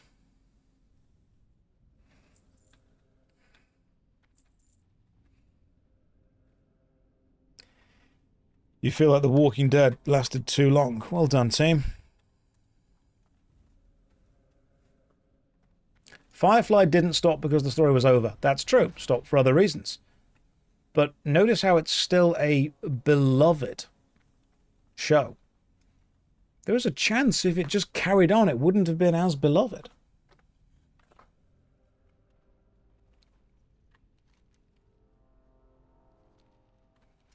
Right, do we have any quests to hand in?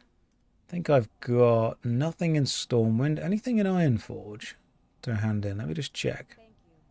Oh, no, nothing I don't think in Ironforge. But I can, from there, go to Menethil Bay, which is important. Thank you, team. I'm going to go and grind for a little bit. After selling some stuff. Oh, no, I think I leveled up, didn't I? 42. Where's the Paladin trainer? Paladin Trainer, you have a quest for me. The Tome of Nobility. Right, train me. Cleanse. Flash of Light. Ooh, better Seal of Righteousness. Better Blessing of Might. Better Seal of the Crusader. And that's everything. Okay, hang on. Let me just change around some spells for a second.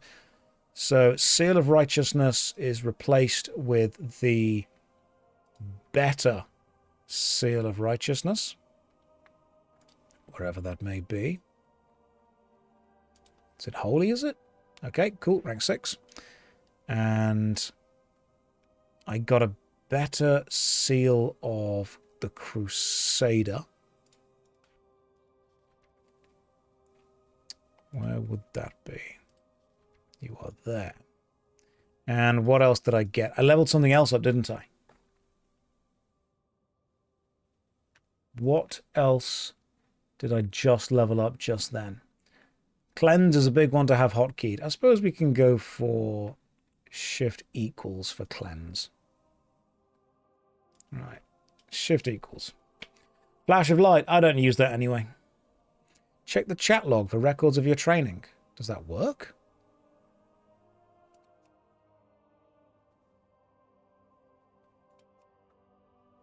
Not seeing it, but... Oh, hang on, yeah. Seal of Righteousness. Oh, Blessing of Might. That's fine. I actually don't have Blessing of Might on a hotkey, so it does not matter. But I can now cleanse with Shift 12. Perfect. Thank you, Carbonator.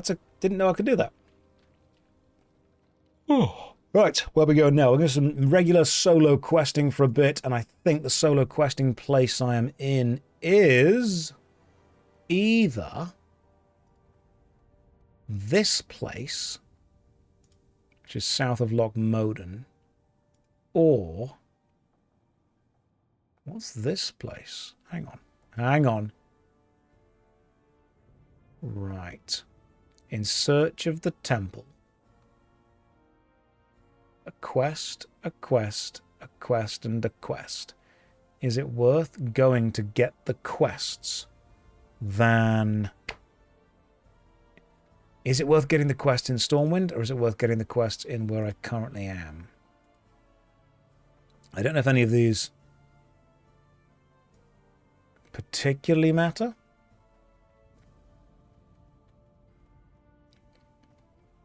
But what I was doing is I was flying to Menethil Bay, and I was taking the Menethil Bay over to Kalimdor, because I do need to be grinding Zul'Farrak at some points. Did I get the Paladin quest? I did not. The special tome, wasn't it? Yeah, let's get the Paladin quest, then go and do that.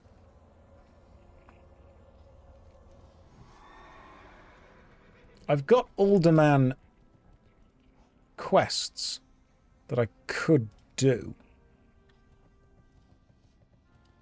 Let's get the Paladin quest. You're a good level to start questing in Tanaris.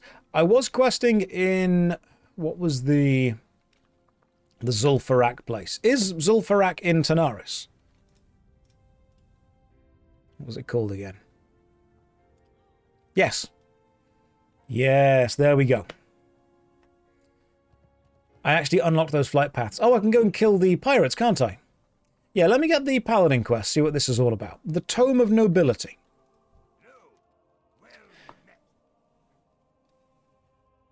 I see. Right. You want to talk to me because somebody sent word for me. Well then, tell me. Do I need to go and speak to someone? Speak to this guy in Stormwind. All right, I'll go and speak to that guy in Stormwind then. That's worth doing to get toward the Zul'Farrak quests. I do like how the world kind of guides you. I really like that. So let's go to the Deep Run tram, and that should get me back to Stormwind pretty quickly. What have you guys been up to today? Oh, I've been awake since 6 in the morning. Did you guys know there was a 6 in the morning? I didn't know that. You learn something new every day. Not many people know that. Every day. Every day's a school day. Unfortunately, I do. That's ridiculous. 6 in the morning. You've been replaying Dark Souls 2. Your day is worse than mine. First day of work after vacation, just as soul-crushing as before the vacation. And I'm trying to read Twitch chat while also just kind of navigating by vibes.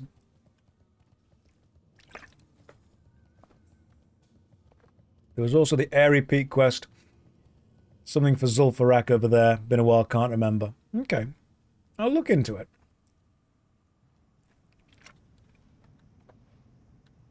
You hit level 99, the Path of Exile. Well done. Damn good job. Still pretending Dark Souls 2 is bad in 2026. Grow up, Josh. Alright, it's not like a real game, is it? God. Dark Souls 2. If Dark Souls 2 is so good, why isn't there a Dark Souls 2 too?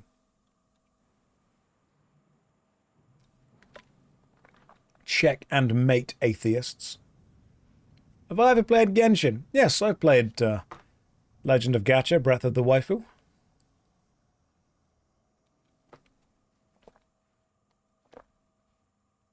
You enjoyed it. Does that make you a criminal? No. No, it does not.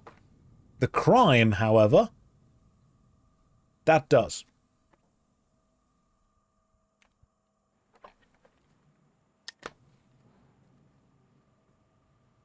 Why isn't there a JoshStrifeHayes 2? There is. That's Richard Madden. Okay, he was in Game of Thrones. God.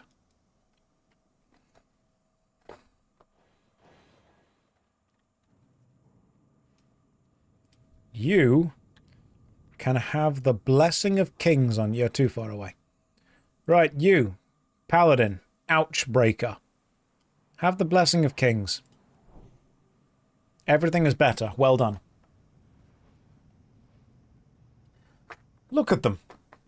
Look at that little paladin learning as they go. Oh, thank you very much for blessing me with something. Blessing of might. Love it.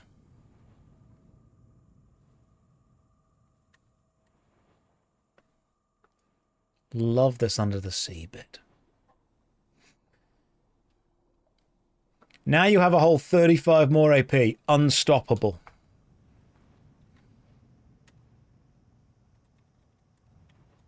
I'm a real tank now.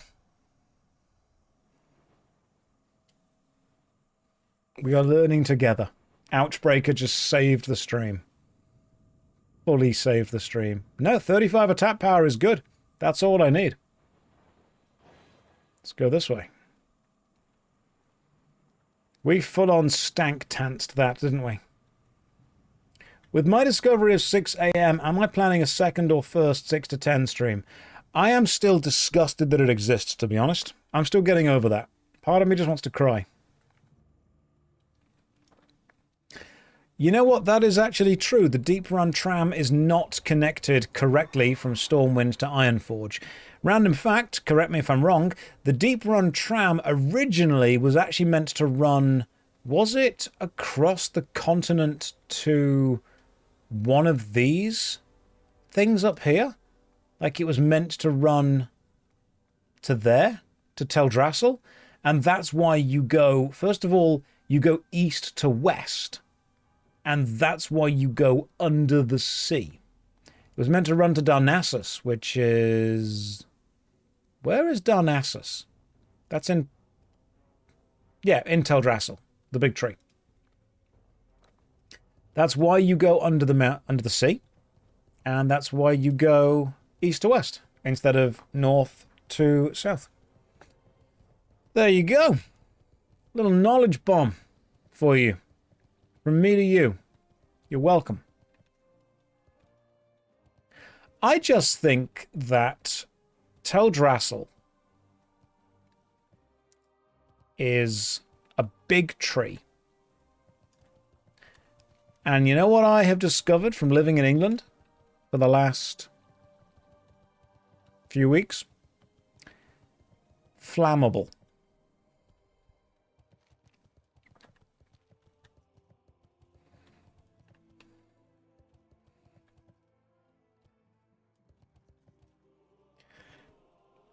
If they didn't want Teldrassil to burn down, why is it made of wood?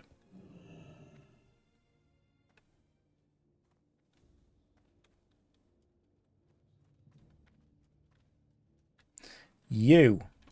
Give me whatever the Paladin quest is going to be, please. And tell me what else I need to do. Oh, you're going to teach me something, are you?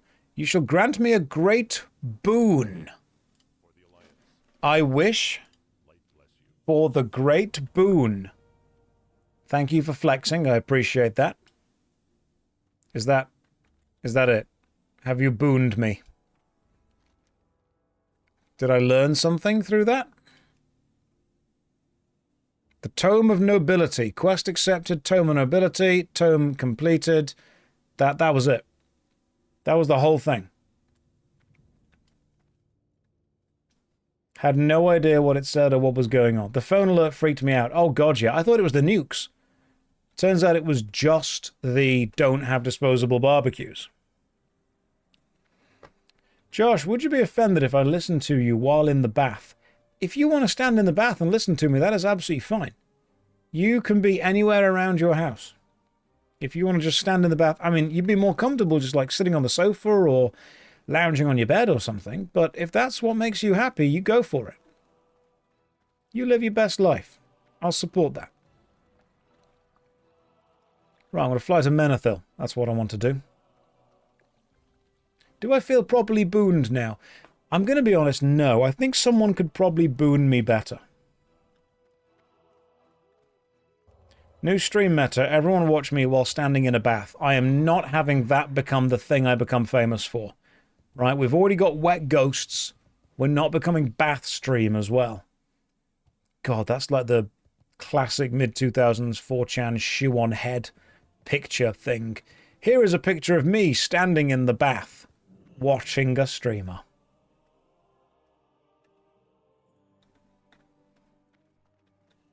But if you get in the bath, then you'd be the wet ghost. This implies that you're both dead and that there's water in the bath. Neither of these things need to be true.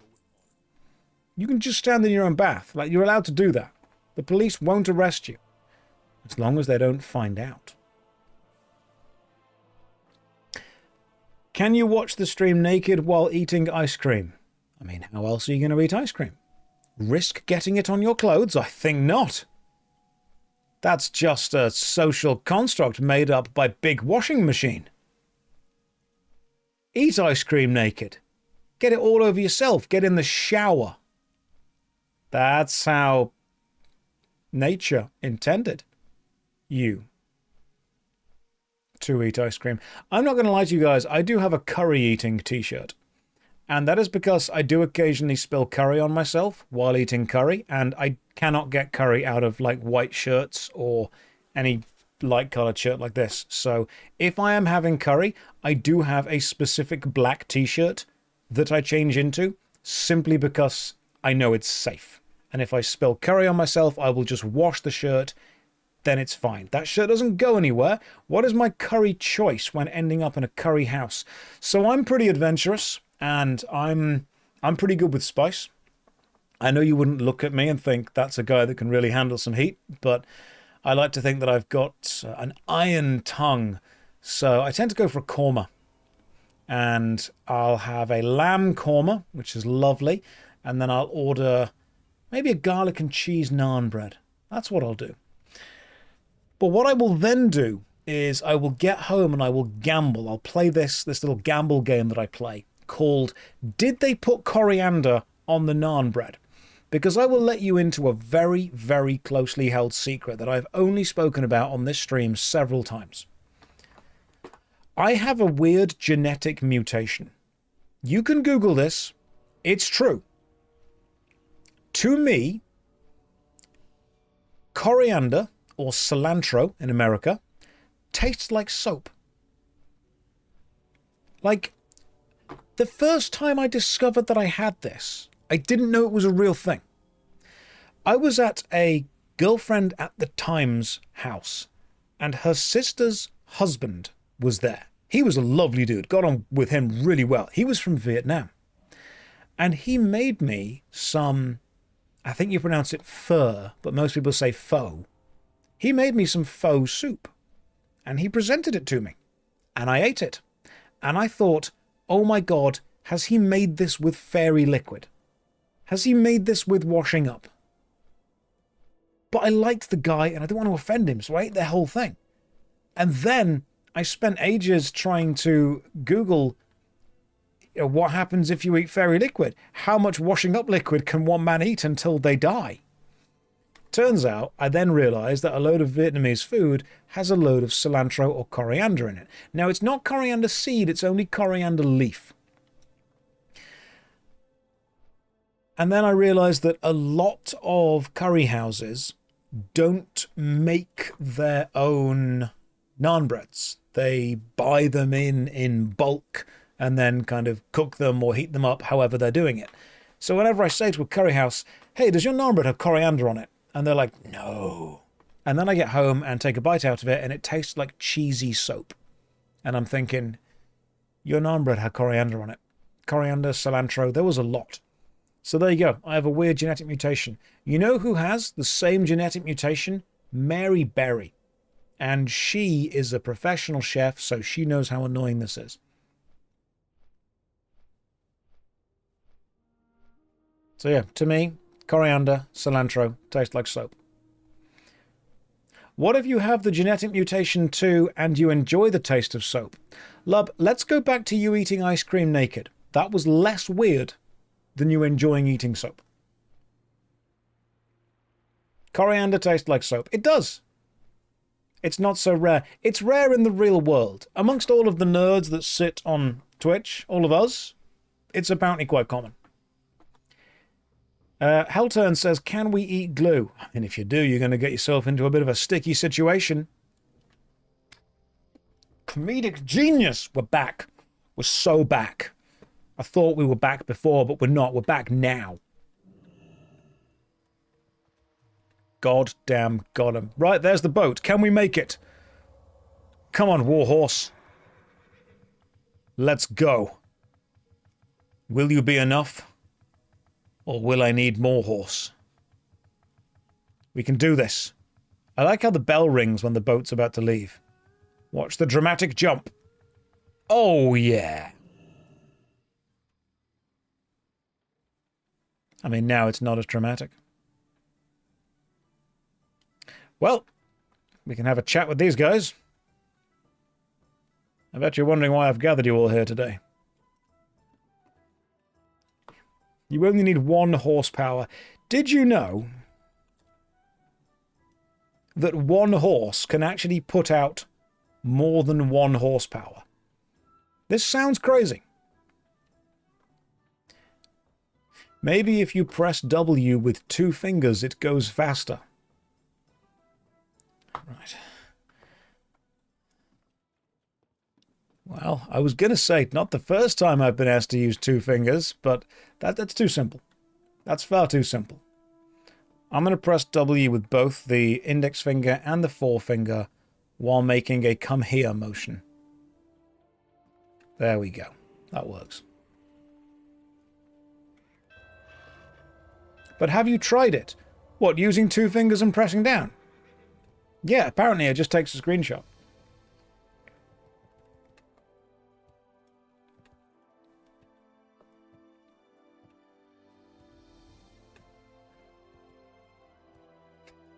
Joy, don't use my own face against me. Okay, I did some exploring around this area earlier, and what I can now do is, I want to say I can do the pirate quests. So I'm going to go down to... Where do I want to be? Do I want to be in Gadget Zan? I think I do. I think I want to be in Gadget Zan, and then I want to try and kill the pirates. Josh, did you know that when you type /camp, you set down a cute little tent? You don't. That was patched out in the Burning Crusade. What you now do is the YMCA.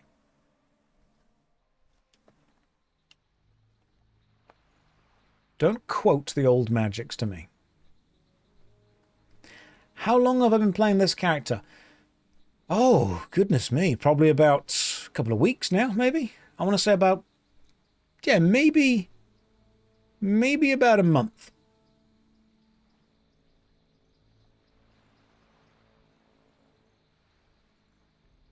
What Josh meant to say was I've fallen for that once. I did. I typed /camp.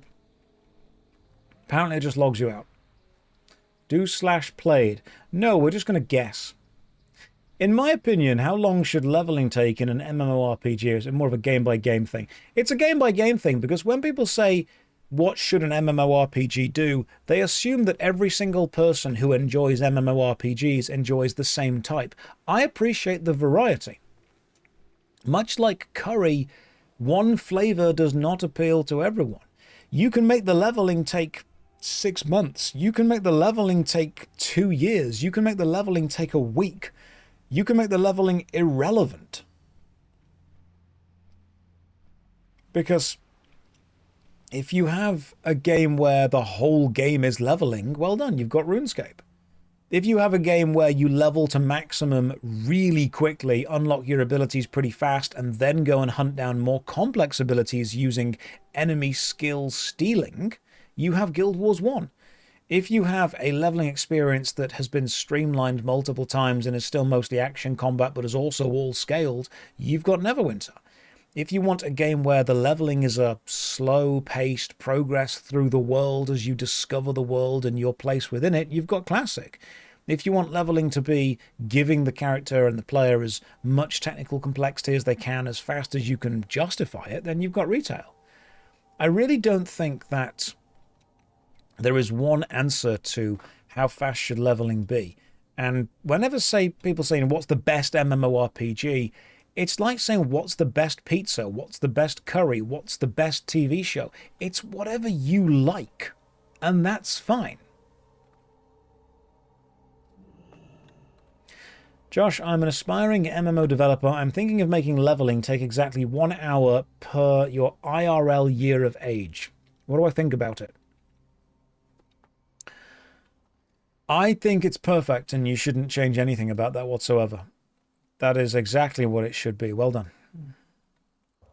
Who is the best Josh? We actually had this conversation a while back, and we've already worked it out. There was the Josh competition. There was the huge Josh fight that was held in, was it Australia? And it was won by a child. You can Google this, genuinely. Go to Google, type in Josh fight. Some guy on Facebook basically added every single person called Josh to a massive group chat and then said that they would fight for the honor of who could have the name. Yeah, Josh Wars. Did he add you? He did not. He was scared.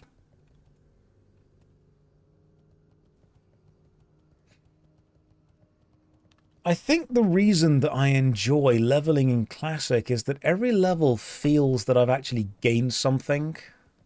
That ding feels good. It's a feel-good ding. Right, Retribution Aura. I know that I don't need to keep Righteous Fury on, but I'm gonna.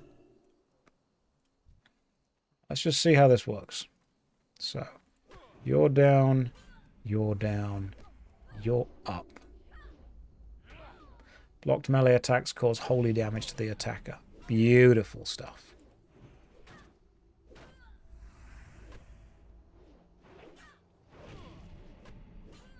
I am going to be burning through my mana so quickly, but what I could probably do is just try and not die.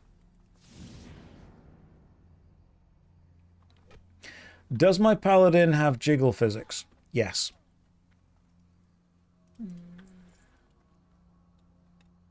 I think you have a talent that reduces damage while Righteous Fury is up. Oh, that's a good point. I forgot about that. What if I were to go with you, unleash, you? Yeah, increase holy damage by up to 127. God damn, okay. This is decent. And you take damage from just hitting me, don't you? Am I actually taking much damage? I'm not really, am I? This is great.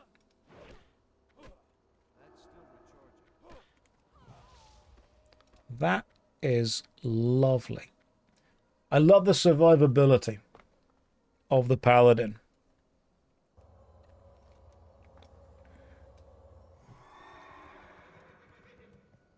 There is a seal that gives you mana back. Yes, Seal of Wisdom. I believe I have it bound to Shift 9. Yes, I do.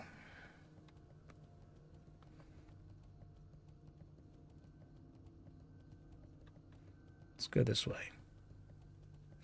Josh, you got a theoretical idea for an RPG game. I thought you were an MMO designer, but let's go.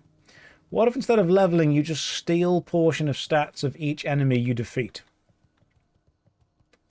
Guild Wars 1 has a system where you can steal special attacks from bosses by using a skill steal glyph, which means part of the actual gameplay loop is hunting down rare bosses that have attacks and then stealing their attacks.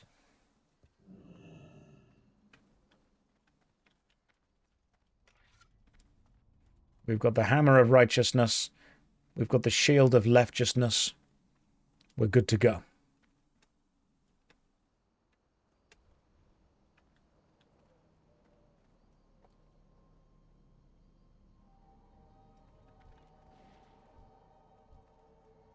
What is my opinion on companies veering toward digital-only stuff?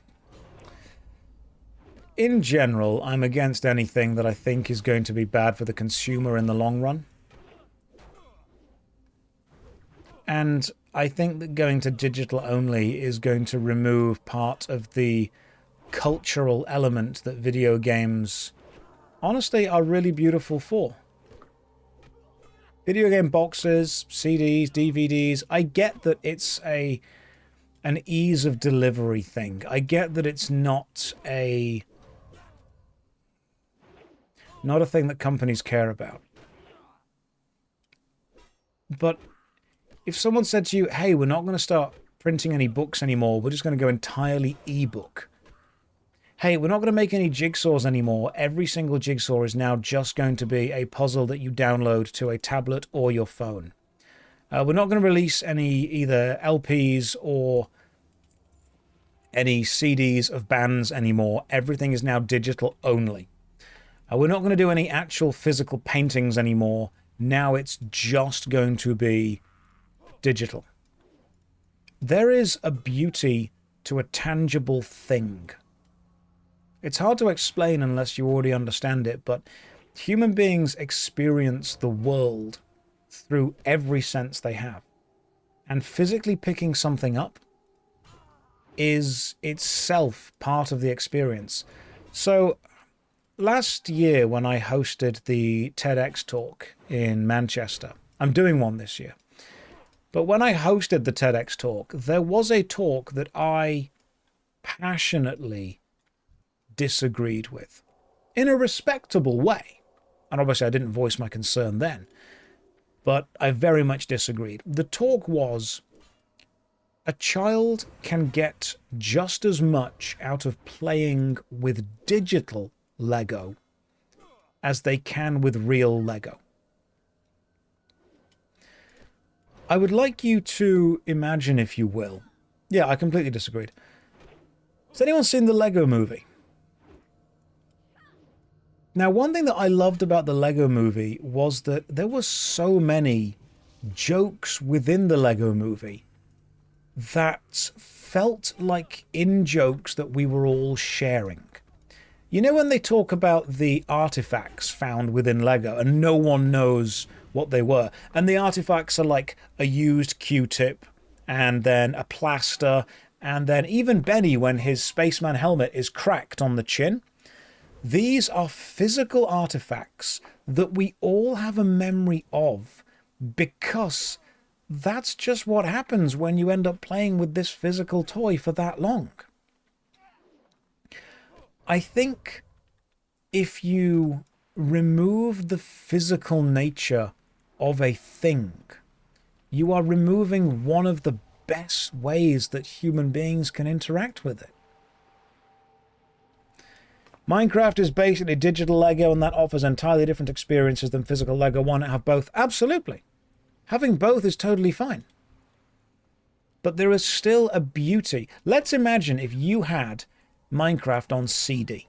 One of the very first CDs printed of it. Maybe like a tech test or a beta test. If you meet someone else who is into Minecraft, having that physical item is a signifier within culture. I watched an excellent video on this yesterday about cultural signifiers, and I think that people forget that physical objects can become cultural signifiers. It's a level of prestige. So the video I watched yesterday, phenomenal. I'll see if I can find it. We'll have to watch it together at some point. But it was talking about this psychological concept that if you are involved in a subculture, there are certain signifiers within that culture that let other people within the culture know that you're in the culture. You're one of them, if you will. And this was pretty strong back before the internet.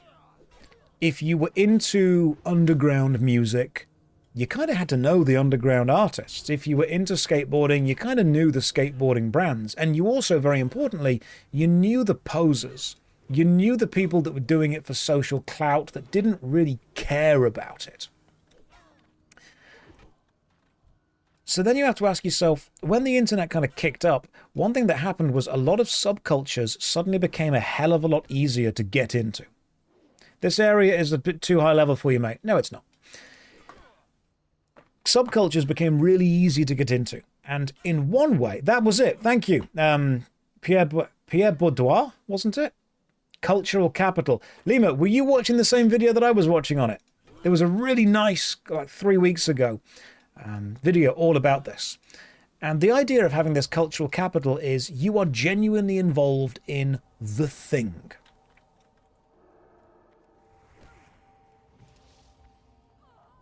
And part of being involved in the thing is the physical elements of it. I've got some cool physical stuff that I could show you guys, and you will go, oh, that's cool, because it has a level of cultural capital. You will see what I got, and then you'll think, that's pretty cool.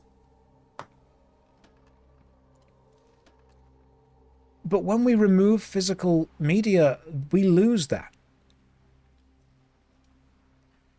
You know, this might sound a little bit lame, but I don't just care about this because I like video games. I care about this because whenever I see something that is physical cease to exist because a company no longer see profit in producing it, I see an element of cultural capital. I see an artifact of a past time beginning to fade away.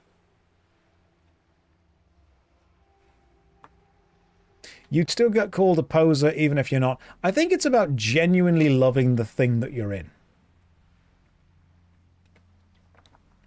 People have also said to me, oh, but this will mean that there's less distribution costs and therefore more money can go to the developers. Be honest with me. If there is more money involved in an industry, do you not think it's going straight to the top? If a project suddenly makes more money, the investors are making more money. When things are difficult, products get more expensive because they say, oh, this is just the way of things. But when things are easy, do products get cheaper? Of course they don't. Because you've become adjusted to and used to this price. That's what it is. There are lots of people who get into something not because they genuinely love it or have any kind of care for it, but because they have seen other people get into it and want to be part of it. They want the cultural capital, the social capital of being involved in it without the actual emotional connection to it.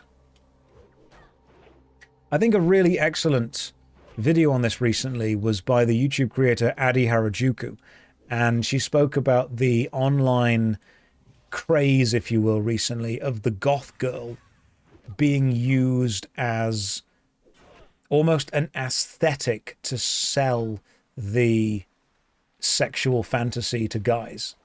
And a lot of the girls engaging in this are not necessarily actually bothered at all about the subculture of goth.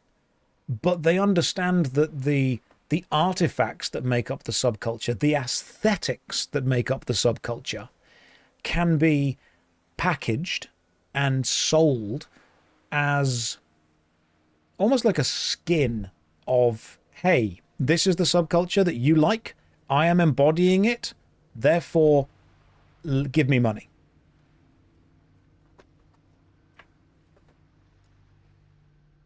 Adi Harajuku was lovely, by the way, in real life. Do I think the modern internet has less third spaces? Oh, absolutely. That's just happened. And less personality and subculture expression in the age of forums and blogs. Social media has killed the internet, feels smaller. This is one of those real ironic things where when you make a system that everyone is involved in, it doesn't become hundreds of different unique systems. It just devolves into the biggest 2 or 3. You only have to look at the changing of corporate logos to fit flat smartphone screens, small screens, to see that so many logos have been... There's a term for it. If you're in graphic design, you'll know the term for it. But there is a specific term for business logos being reduced from images and colors and shapes and unique recognizable things to pretty much just the name of the product in flat font. And I think that sucks. And it's done because that's easier to read on phones and tablets.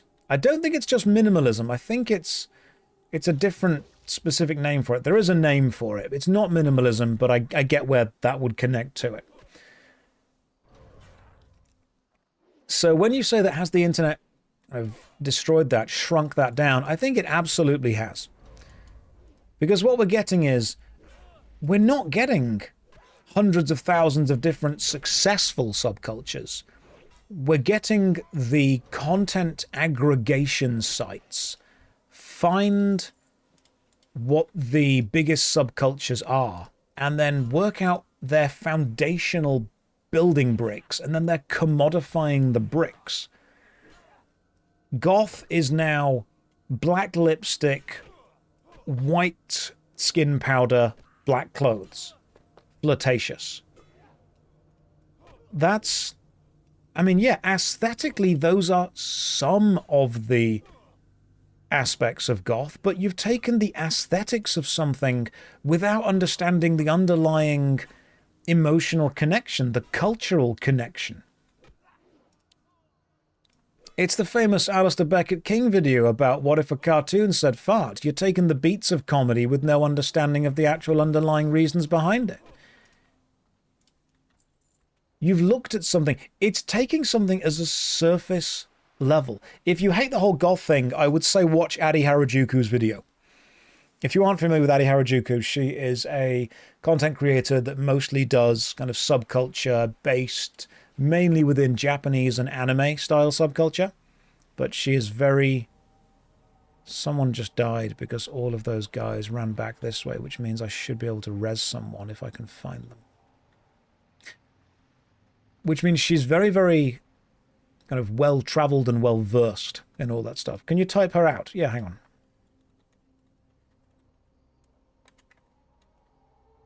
If you just Google Adi Harajuku, you'll find her stuff pretty easily. But she made an entire video breaking down the whole goth sexualization thing. What is he farming for? Quests.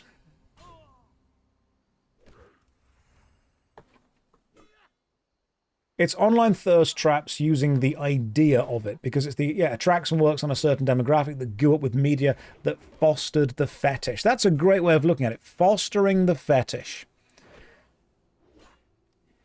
What I am seeing the internet do recently is I am seeing the internet take, and I think this unfortunately speaks to the level of media literacy from a lot of people.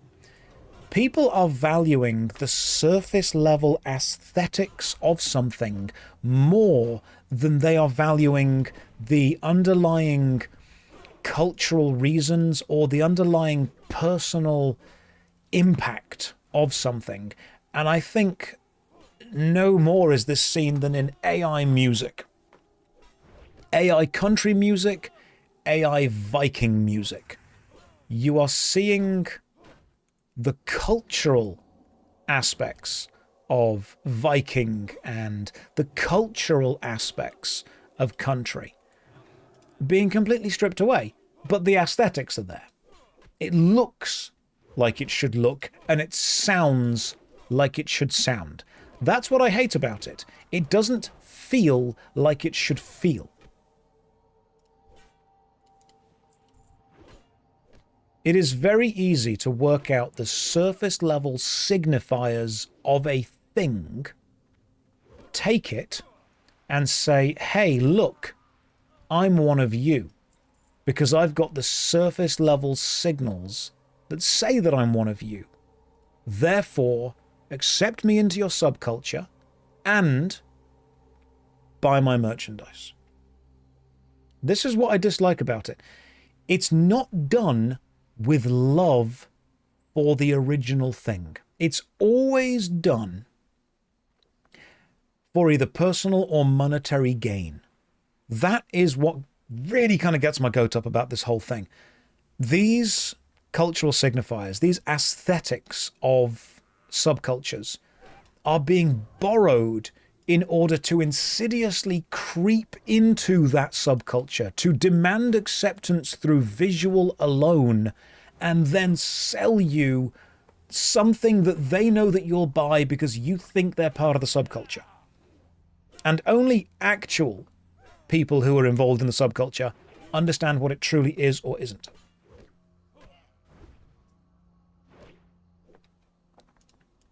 Now, you know what? There may be, and I don't want this to become a girl-hating stream, because that's stupid. There may be many people, because the same thing happens with guys when they get really into Viking stuff. They're like, okay, I'm going to get the aesthetics. The same thing happened with guys many years ago when Sons of Anarchy was on TV, and every middle-aged man having a crisis went out to buy a Sons of Anarchy biker jacket. So this is not a sexist thing. Hey, we got a parrot skeleton. Yeah, that happened. That absolutely happened. The same thing happened in the 70s with martial arts when it was huge. You just went out and bought a black belt. You want to know one of the saddest things that I've seen in martial arts? I used to teach martial arts. The coloured belt system is not necessarily an ancient system. The coloured belt system has been used before in older martial arts, but it was pretty much popularized in the 60s and 70s. Previously, there are martial arts that would give you a white belt, and you would wear the white belt every single time you trained, and you would never wash it.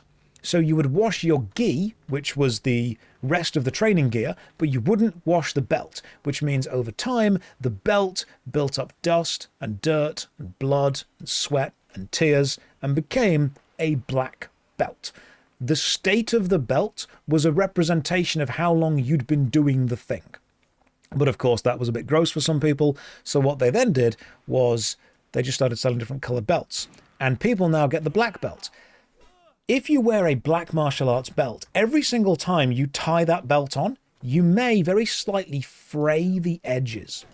Which means if you walk into a martial arts competition or a martial arts dojo and you see the sensei there, or the master of whatever kind of thing you're learning, and the edges of their belt are frayed, and you can see the inner white material, and you can see that the black outer material, you think, oh my God, that is someone who's worn that belt for years. I used to know people from martial arts schools whose instructors would encourage them to take sandpaper to their belt, to sand it along the edges, to give it the appearance of an aged belt. And then when new people joined, those people would see the sanded belt, and that sanded belt, and this is all looping back, is the signifier. That is the cultural icon that people within the subculture will recognize as having importance, as having weight, as having relevance. So one of the reasons that I dislike the internet, and don't get me wrong, I love the internet for a lot of what it's given us, but I dislike the fact that we have got to a point now where the best way for a lot of businesses or a lot of people to make money is to identify a subculture that has a demographic or a market share that they want to be part of. Then you identify the signifiers that people within that subculture see as important. Then you adopt the surface level use of those signifiers, and then you simply go and get involved, and then you start selling things. Because remember, the getting involved in the subculture is never about actually being part of it. Being involved, making friends, sharing experiences, no, never the end goal. The end goal is always either cultural or financial.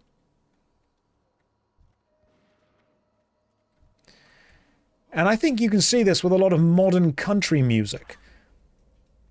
Bo Burnham even spoke about it. He calls it stadium country. You've got these guys singing about trucks and beer and working the fields and all that dirt road and whatnot. And like, they've never done that. You get a lot of rich kids starting bands singing about experiences they've never had. Because they know that's the cultural signifier that you've done this. If you want to have a listen to an older song about it, there's a song called Common People, which is literally about a man meeting a girl who wants to live like the common people live. And she keeps making jokes about the fact that it's really important, but actually she's really, really rich. The level of rich kids pretending or LARPing, and there is, and this is very important, there is a level of acceptance that comes from struggling and overcoming that struggle. And there's almost this, I don't know if you guys have seen this, there's almost a level of glamour that is given to growing up poor. Now, I will never say that I grew up poor. I think my mum and my dad did very well by me and my brother. I think they worked hard. We never had a huge amount of money, but you know what? We had a yearly holiday to Center Parcs. That's doing way better than most people were at the time. I'm not going to sit here and LARP and go, oh yes, we grew up with nothing. We had a lot. We went through struggles, but we had a decent childhood. And one thing that I did notice, because I grew up in some quite nice places in the UK, I don't want to try and LARP as someone that grew up in the sticks or grew up in the ghetto, but I knew a lot of people who grew up in a very nice village that was very close to where I lived that seems to believe they were struggling. They seem to believe they were gangster. I'm like, mate, you grew up in the village where they filmed Hot Fuzz. You ain't gangster.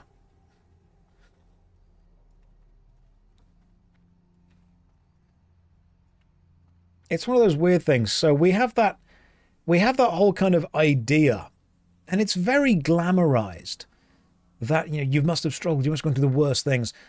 But to link this back to what we were talking about before, companies, AI companies, posers, LARPers, people that want to sell you something. The biggest one that I dislike, and I'm going to be honest here, is the singer Peyton Parrish. I've never met the guy. I don't know what he's like in person. But for some reason, I don't know why, I've followed his career, and it's really weird. So if you guys aren't familiar with the singer Peyton Parrish, you know what? Guy's got a good voice. Straight up good voice. Peyton Parrish started as attempting to be a country singer. And he never really made it as a country singer. And so he kind of pivoted from country into Viking rock. And while in his Viking rock phase, he got a collaboration with an artist you might know as Miracle of Sound.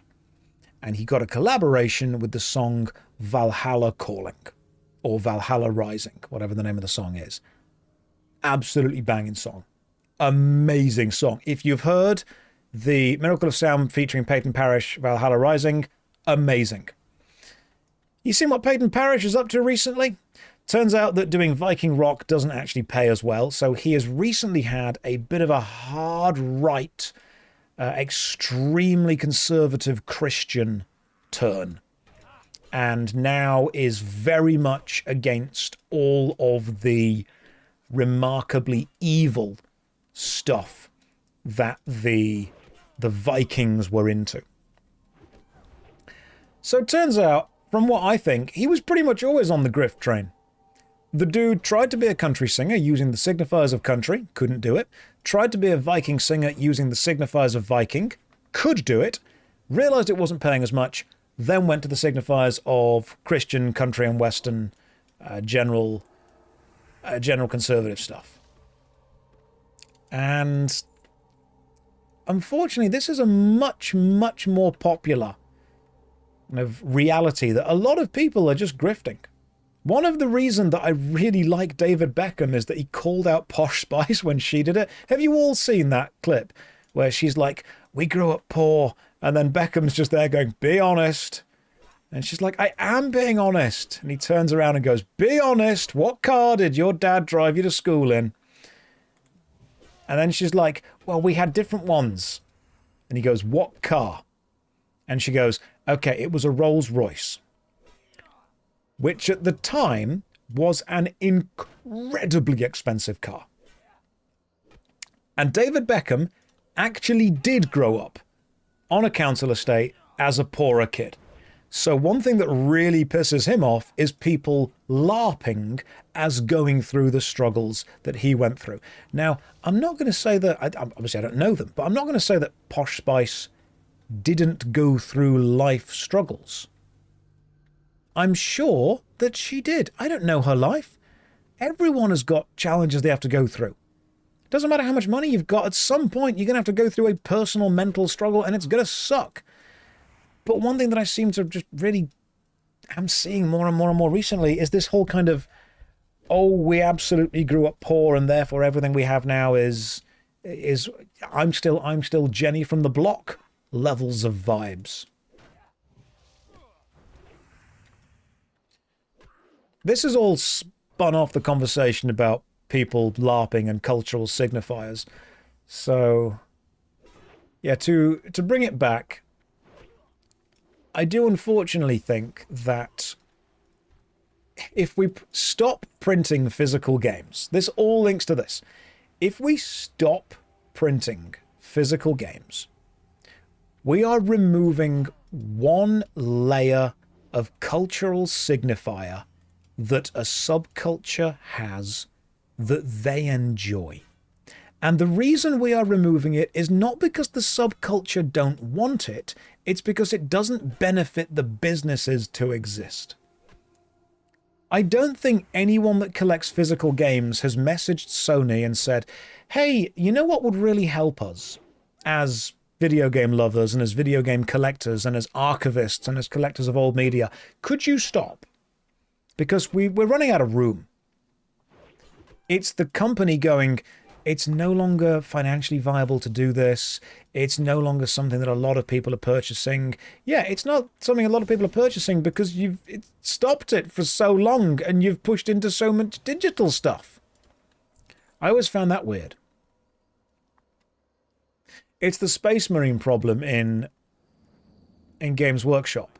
If you only produce Space Marines, then Space Marines are going to be your most sold thing.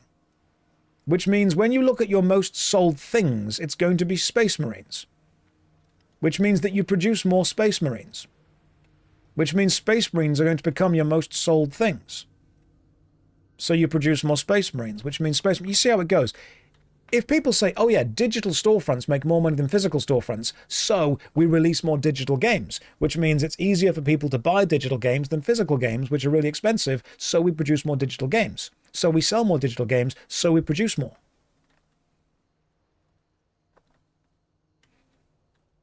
I don't like the idea of physical things disappearing because to me, physical things take up a physical space in the world that allow me as an individual to dedicate some of the space that I live in to some of the art that I love, instead of having that space be online or just digital.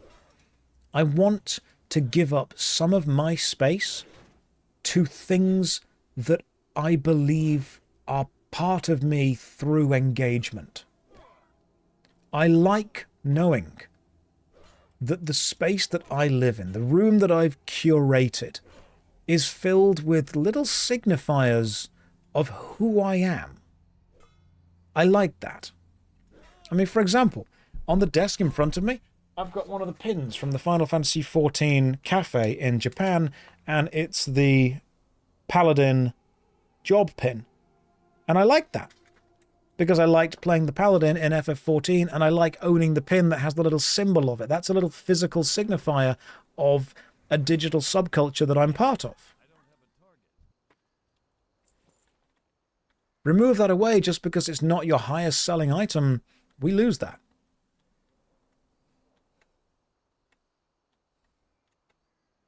Now, some people will say it's not about the physical signaling. I get there's a level of business acumen to it, but what really affects me is the physical side. I've got CDs of bands that I like. I always buy the versions where they sign them if I can get those. I've got a poster under my desk of the Stupendium. He signed it, well, they signed it when I met them. There's a lot of beautiful stuff out there that I am worried is just going to stop. There's a weird idea which has gone around since the PS4 that physical games can't be played without the internet, which has not been true for the last 10 years, but people still swear by it. You can absolutely still play a lot of physical stuff without the internet. But to me, it's about the tactile thing. Shouldn't we push indie artists who make these things? Well, there actually is an indie artist who makes physical manuals. I've got some of their stuff. They make physical video game manuals for games that don't have manuals. I really like the kind of stuff they do.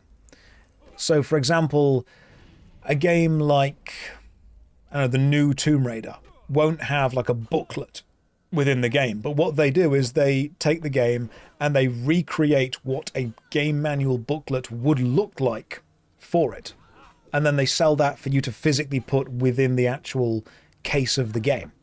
They had one for Dark Souls 3 that I thought was really cool. It's not necessarily a game art book. It is, this is what a game manual would look like for this.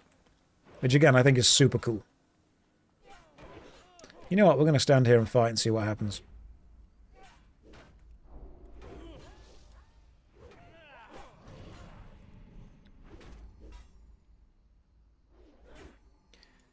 Ooh, it's getting down to the wire on this fight, guys. It's getting close. It's getting very close. One big crit and I am dead. Oh, he's ran off.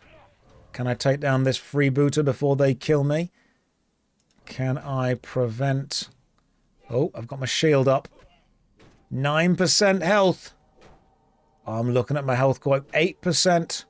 Oh, I'm being shot. Hey, lay on hands.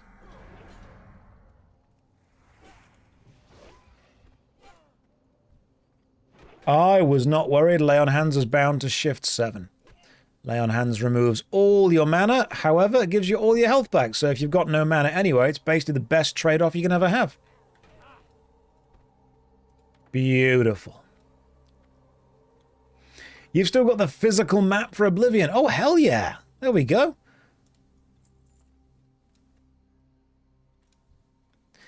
Maybe it's just a knee-jerk reaction as well that I noticed that we're losing a level of cultural significance that the video game subculture had, and that was the rows of physical video games in shops like GameStation or Game, both of which have shut down in the UK. Where do you buy physical video games from? Well, I mean, it's pretty much now in the UK just either specialist gaming stores or HMV.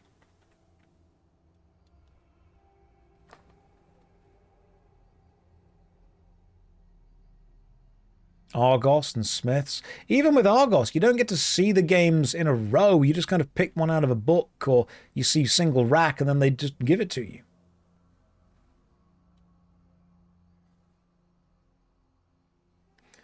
Yeah, physical is still there to serve the niche of people who care. You used to go to Woolworths to buy them. CEX. I think CEX is probably like the last place we've got. CEX are obviously going to, unfortunately, be very heavily hit by the whole no more physical games thing, because that's like their thing. HMV is still open in the UK. It is. What do I think the people of the 60s and 70s lost in sense of how we're losing physical entertainment media? I think they lost privacy. I think there was a beauty in having the house phone. I can remember this. I think there was a beauty in having the house phone, the landline, tied to the wall and not to yourself. Maybe that's going to make me sound really old, but I do kind of straddle that generation where I do remember having a landline. And I also remember if people wanted to get me, they called the landline. But it looked ugly. I didn't care. Because when I left the house, I'd left the house. I'd left contact. There was a beauty about that.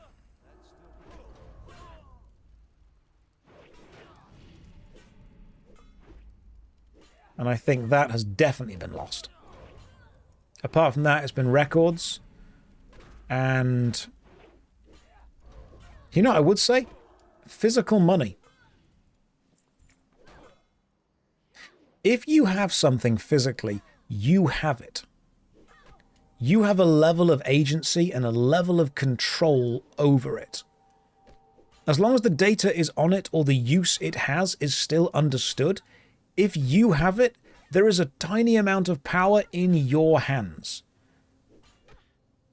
As soon as that is removed and placed into an entirely physical system, unless you own the system, that power has been removed from you. And that makes me sad.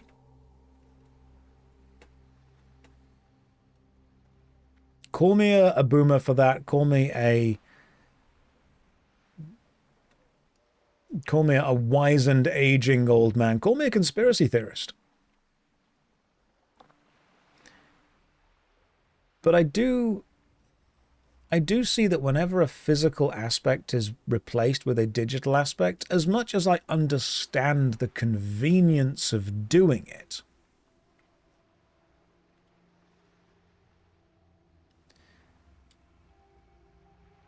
it does also upset me to see that you're taking one more physical aspect away from someone, and the tangible nature of that existing is important to human psychology.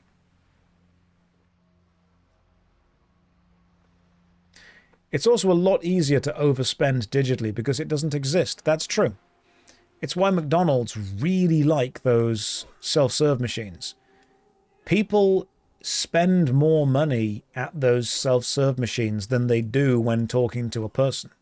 That's just been proven repeatedly.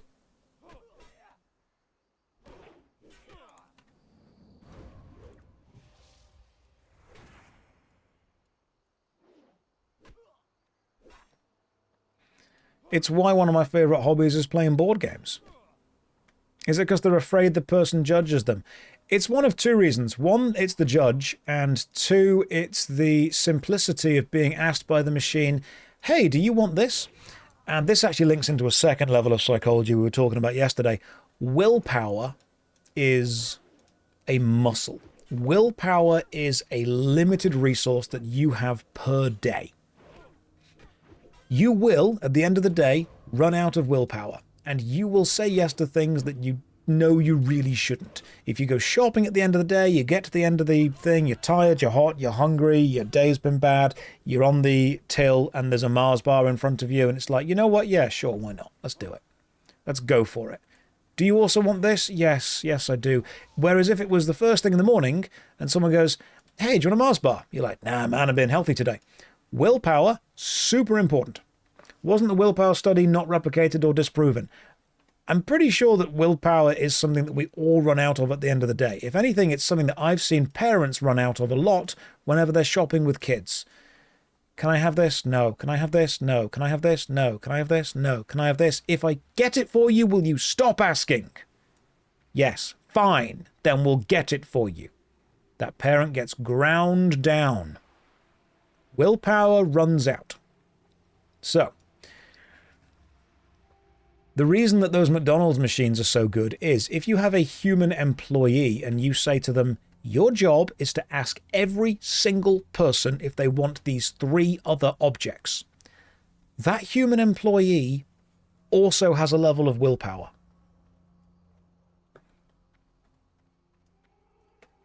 And eventually they're going to stop asking because they don't care either. They're going to say, you know what, it doesn't matter. I'm at the end of my shift. I've got 15 minutes till I clock off. I'm not going to ask every next person if they also want a donut and if they also want an apple pie. But the machines, every single time, without fail, every single person. And the increase is shown. What is discipline then? Discipline is being able to outsource the willpower to a decision that you've already made. Discipline is saying, I am not going to do that because I'm not the type of person that does that. And eventually you start to replace needing to use willpower for every single decision into simply knowing the choice that you're going to make anyway. But it takes a long time.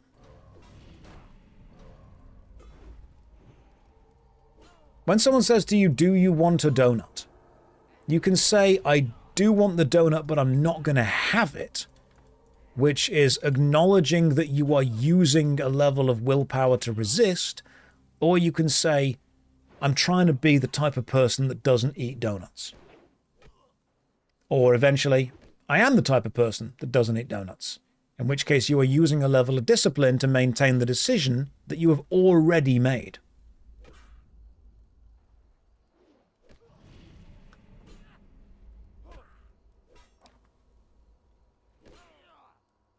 When someone asks me what a donut, I'll ask why they're flirting with me. Well, they want you as well. Well, that's a problem.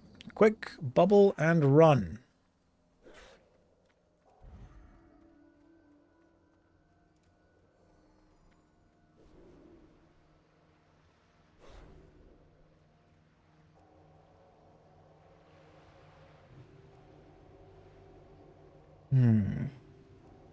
And a lot of food, specifically, is designed to overcome your willpower. The idea of you can't have just one. Pringles, their actual catchphrase, once you pop, you just can't stop. And the joke about that is they're acknowledging that their chips are meant to be addictive and they're meant to be moreish. And it's almost in a weird way. I don't know if you've noticed this, but that catchphrase is actually giving you permission to keep going.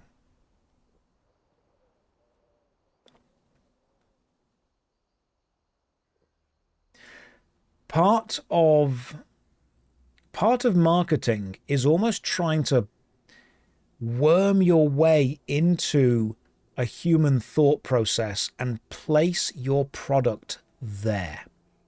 Crunchy used to have "get that Friday feeling" as their catchphrase. And so what Crunchy wanted to do was associate being happy that it's Friday and work is finished and the weekend is ahead with, therefore, go and get a Crunchy.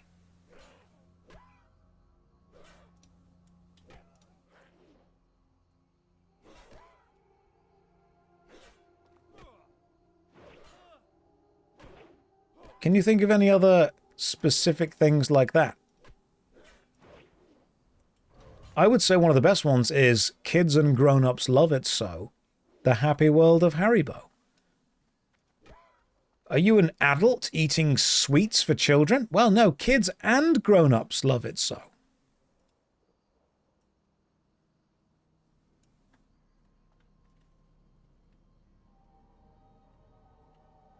Have a break, have a Kit Kat. Associating having a bit of a break with having that specific snack.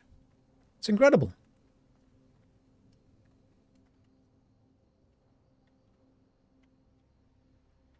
And I don't know if you've noticed the latest thing. Thank you for pointing that out, by the way. Arson is protein foods. Everything has to have protein. Even if it doesn't have that much protein compared to the regular version, it has to be marketed as a protein food. That's the new thing.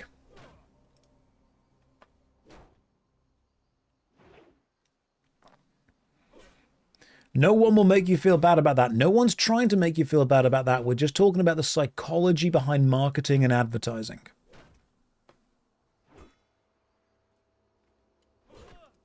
You could quite easily slap a fat-free sticker on a bag of sugar. There is no fat in that bag. It's all sugar, but you could slap a fat-free sticker on it. And someone would look at it and go, that's amazing.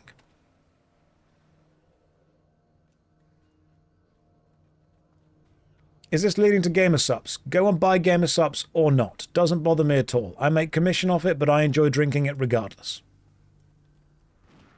If you're going to buy gamer subs, use code JOSH to get 10% off.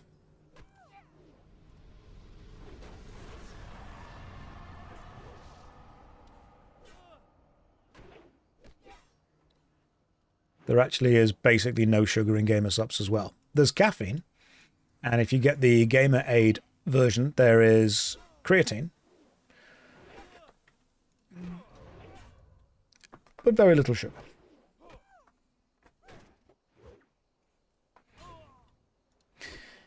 In fact, when a product is deciding what market it wants to get, what shortcut into your brain it wants to exploit, Crunchy went with get that Friday feeling, which they effectively wanted to shortcut their way to being associated with Friday.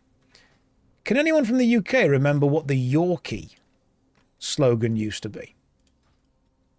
Yorkie was a chunky chocolate bar. Is gamer subs healthy for you? I mean, if you're just railing lines of the dry powder, not as much as just mixing it into some water. Yeah, Yorkie's slogan used to be, it's not for girls. Which means they either were not bothered about the female market at all, or they wanted to go for the ironic sales, or they just wanted men to think, finally, a chocolate for men. It genuinely was. The slogan for Yorkie was, it's not for girls.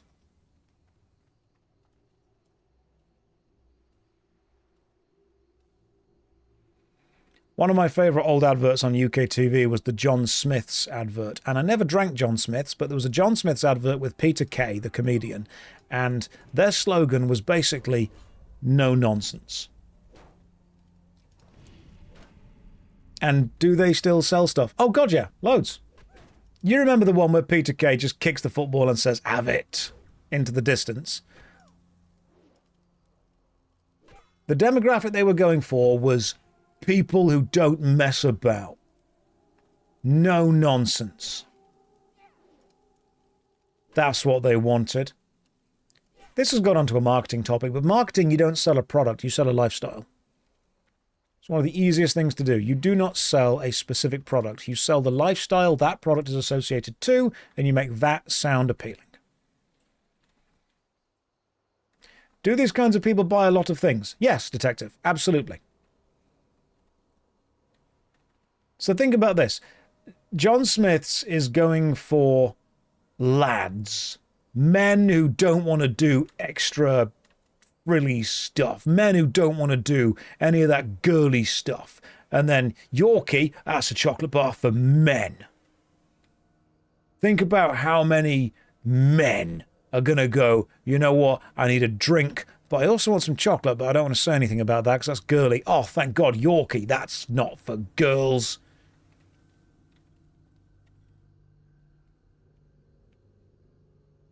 It's like hand soap for men.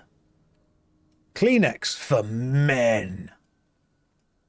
Washing up gloves for men. Just get the thing. And razors for men. Is it really sharp? Yes. But it's pink. Well, then it won't cut my manly hair. Please never underestimate how fragile the male ego is and how easy it is to advertise to the fragility of said ego. But there is also a thing called the pink tax, where sometimes pink things cost more because they are marketed toward women. There is, I remember seeing this, a a tool set with a hammer and a screwdriver for women. It's the same tool set, but it's in pink.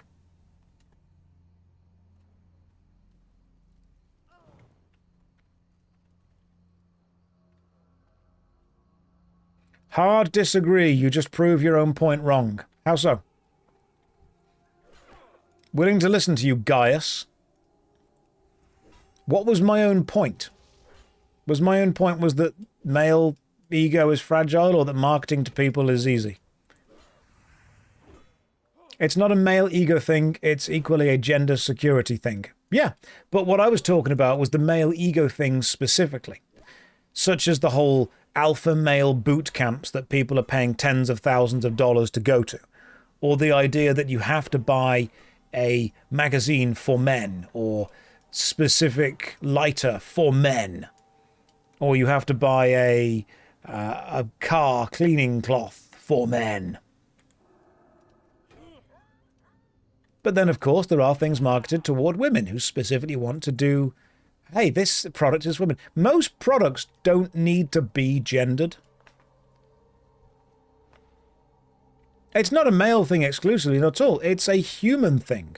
We belong to different cultural groups. We belong to different social groups. We belong to different kind of in-groups and out-groups. And part of the human ego is wanting to signify which groups you are in and which groups, importantly, you are not in. Signaling to other people who we are has been a core staple of humanity for ages. We signal it with the colours that we choose to wear sometimes. We signal it with the types of clothes that we wear. We signal it with the words we use. People used to signal it with, far more.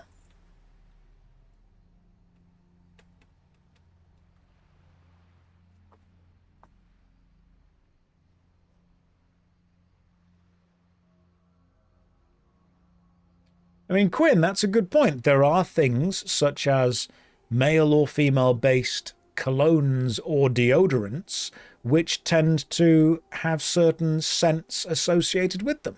Like if I'm going to go for an aftershave or a cologne, I'm normally going to look for something with cedarwood in it, because that's just a smell that I like.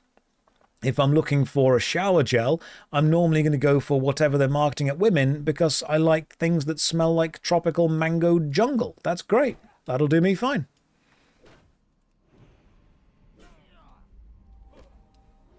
So there can, of course, be a connection to it. But I think what people are missing the point of here is, I'm not saying there is no reason to ever divide up products by gender. I'm saying that there are people who will market a product as being involved in a specific tribe, one of which is gender, because they know that will sell better. Because they know people will purchase it, not because it's the product they need, but because there is a signifier on that product that shows they either are or are not in a certain group.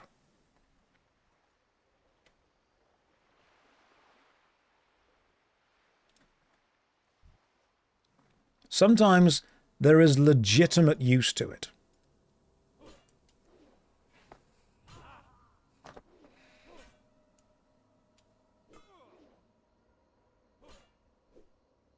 Marketing works differently on different people from different groups. Working out what your group specifically does or does not want, and marketing it to that.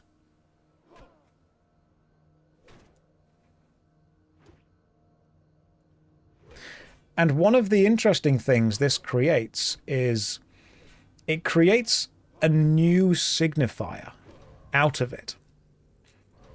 It creates the signifier of how comfortable someone is in who they are when they are actively willing to go against the signifier that you think they should have. And sometimes this is even done performatively as well. One of my favorite examples is in Fight Club. You guys seen Fight Club? You know how halfway through you see Tyler Durden wearing a dressing gown. Or when he's in the bedroom with Marla and he opens the door briefly and he's wearing a dressing gown but also yellow marigold gloves. There is a level of confidence within Tyler that he doesn't give a shit that he's wearing that dressing gown. He's totally comfortable with doing that, even though in a way that is a signifier of a more effeminate man. He's wearing it and doesn't care what it signals, because in Tyler's mind, his signal of who he is overpowers the outward signals of the external stuff.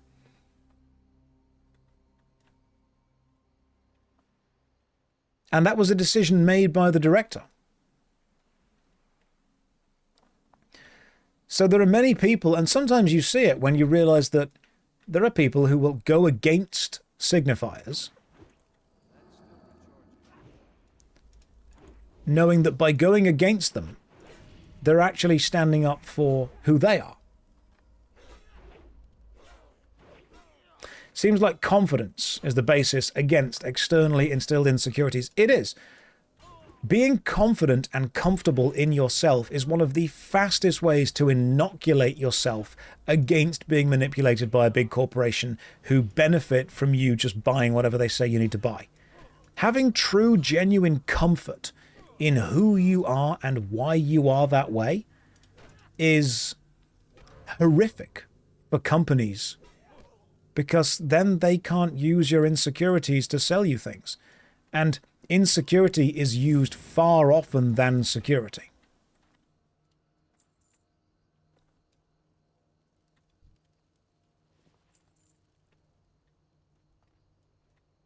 It's why one of the most attractive things that people often do is show that they have the confidence to go against what the signifier itself is meant to mean, and instead simply use it and say, hey, look, I've got this, but it isn't overpowering me.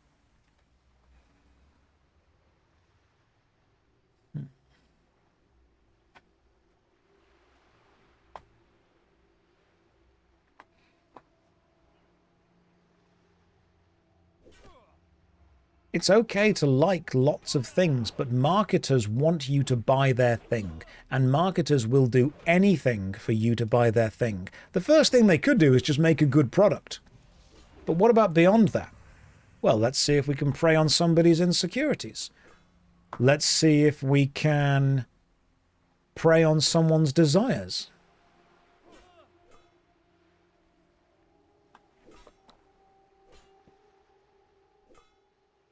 Let's see if we can prey on the lifestyle that somebody wants to have but doesn't.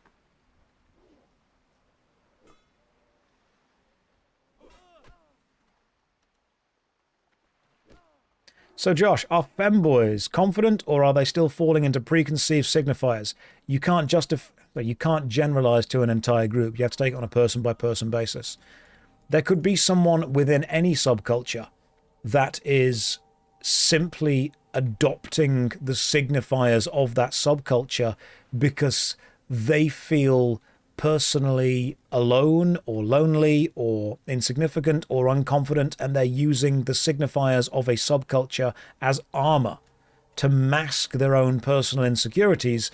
Or there can be people who just generally really like the elements of that subculture and engage with it on a really empathetic, really fun, really happy, really accepting level, but are also fully willing to go against parts of it. I see this in MMORPGs as similar to when, if I make someone feel bad for liking an MMO by saying this MMO isn't my favorite, and they turn around and go, well, I hate your MMO too, because they've taken personal insult to it. I think part of what we're doing is trying to, oh cool, a wooden leg. Trying to work out what people do and don't feel personally insulted by.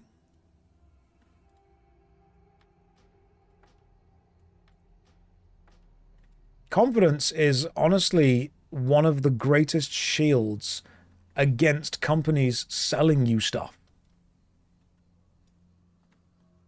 A company wants your money, and it will use almost every trick it can think of to get that from you.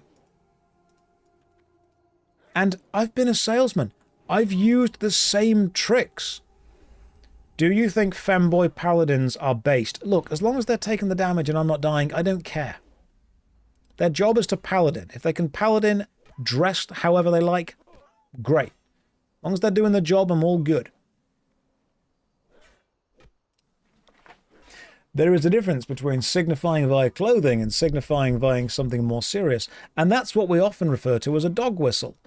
A dog whistle is when a person engages in behavior that is designed to act as a signifier for a subculture, even if the subculture is not necessarily one of the more accepted subcultures. Just got an item called a South Sea Lamp. Mace, one-handed, agility, stamina, decent amount of damage. That's not bad. And level requirement 40. Oh, for 40 I'm not too bothered. It's a blue drop, but still not too bothered about that. Understood by the targeted in-group, unnoticed by the regular people. The dog whistle, yeah. You know, one of my... I realized how stupid this whole commercialization of subcultures was many, many years ago. I had a couple of friends who were super into alternate punk culture. And when the film V for Vendetta came out, they all went to buy those V for Vendetta masks, but one of them made his own V for Vendetta mask.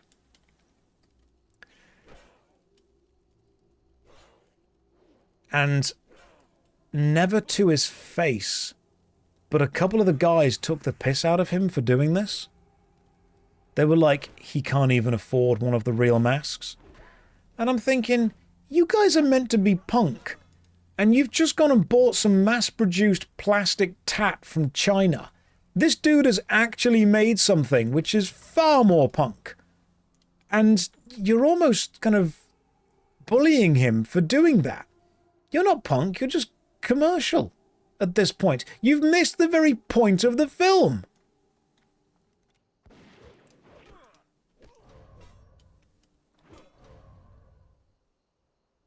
There is nothing more ironic than a load of people who are 100% anti-capitalist standing there in V for Vendetta masks made in some kind of massive factory in China.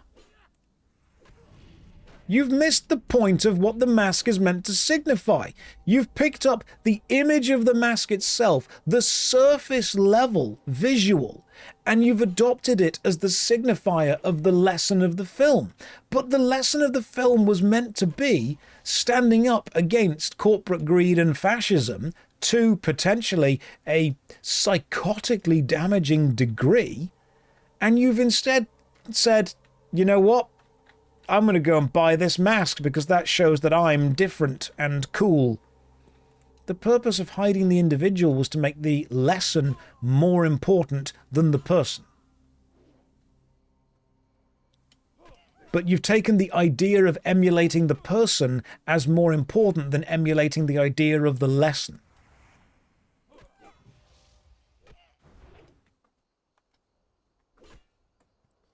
When people see an idea represented in a certain way, some people think that it becomes more important to reflect the representation of the idea than to reflect the idea itself.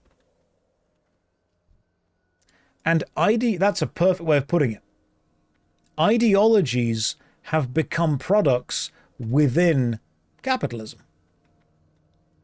Trust me, I was just as naive when I was 16. I was wearing a Che Guevara t-shirt, and I'm like, I'm such a communist. That was sold by Primark. It was the aesthetic of an idea that I wanted to be involved in without understanding the fundamental underlying element of what I was trying to do. Anyway, this all links back to the whole signifier of culture. Don't forget your trench coat. I've still got that. That's hung up in the wall. I'm never getting rid of my floor-length trench coat. Right, you make that mistake once in your life. I've still got it. I own it to remind myself that I don't need that. But you know what? If I ever want to wear a full-length trench coat, I'm going to go for it. Oh God, the purity testing that comes within subcultures. But do you think, and this is something really important, I don't want to come across as a bit of an arse here. Purity testing within subcultures in general sucks, because it's all about ego boosting and ego reframing. But do you understand why it's become more prevalent in recent years? With the rise of the internet and the rise of the aesthetics of a subculture being adopted more than the morals or the understanding or the cultural relevance of it, I think sometimes people within a subculture genuinely want to know that they're talking to someone who gets it, as opposed to talking to someone who wants to look like they get it. It's a way of getting rid of LARPers. But at the same time, it also carries the risk of alienating people who do want to get into the subculture and making people who are already in it look like douchebags. It's also a form of insecurity, but I can see why it's both insecurity and security, as in you're kind of checking that you're talking to a person that gets it by trying to find out that they're the kind of person who gets it.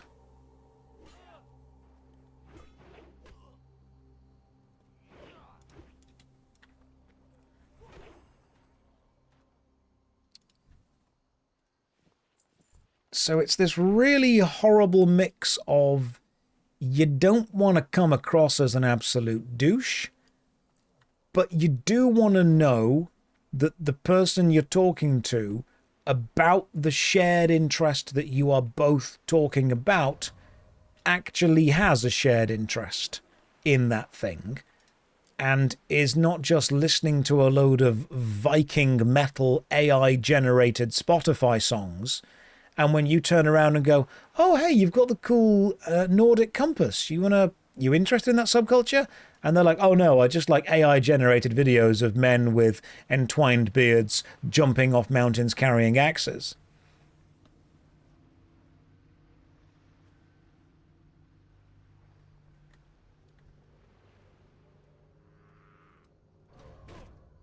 And it's sometimes, and this is very important, sometimes you're not doing it to belittle someone. You're doing it because you want to connect with someone that has the same enthusiasm for something that you do. Because if someone is into whatever subculture I'm into, I want to know that I can be enthusiastic and weird about it with them without coming across as almost overwhelming them. And I think that what we need to do is we need to reframe purity testing into just being done in a less douchebaggy way. We need to go from being, oh, you're wearing a band t-shirt. Can you even name the seventh drummer?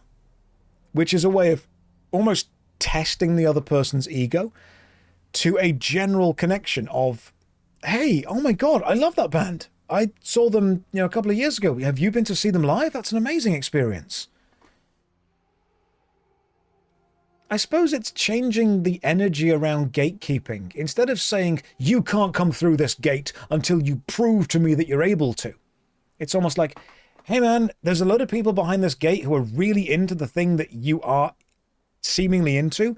Do you want to come and hang out with us? Just be aware that we are very into this thing. And someone can go, yeah, I'm just kind of like a casual enjoyer of it, and I don't want to feel like it's part of my personality. And we'll go, oh, totally fine, no problem at all. Doesn't matter. The gate's here if you ever want to come through it, but we just want you to be aware when you come through it, everything gets a little bit more intense.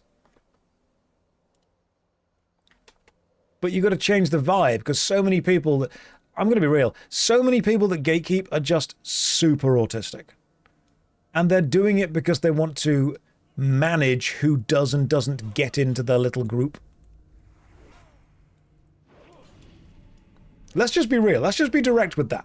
They're just not good at talking to people.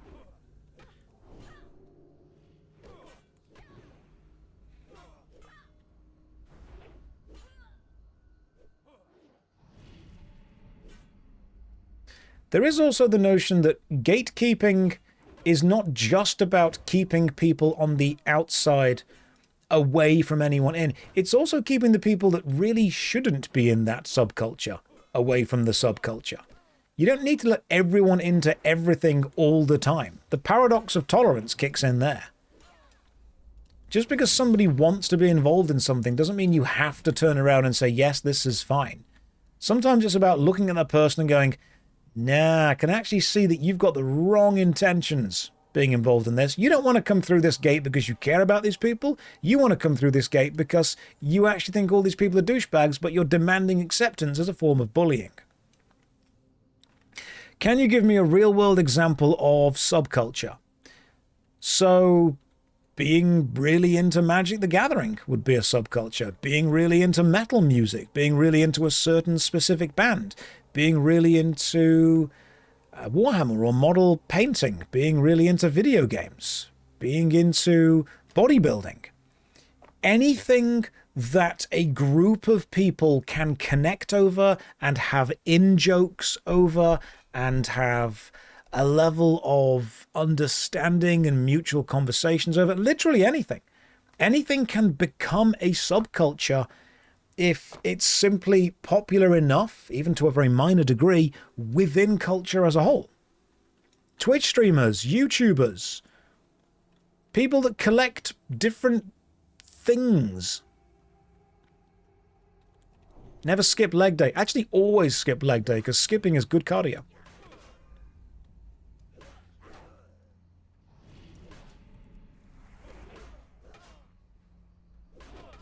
People who play classic WoW. Yeah, MMORPGs are a subculture within gaming, which itself is a subculture.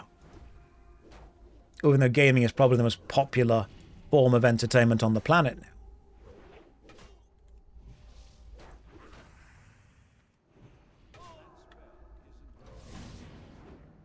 You are not running away.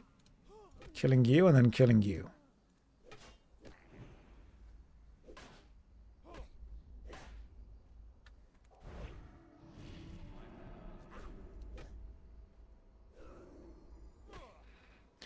What about when a corporation astroturfs the subculture and tries to chase out the genuine fans and call them gatekeepers so to have a chance to monetize it? Whenever someone says you are gatekeeping this culture, you have to ask, why are they being accused of doing that? Is it because someone who is genuinely interested in the culture wants to join? Or is it because someone who has nefarious intentions is trying to weasel their way in?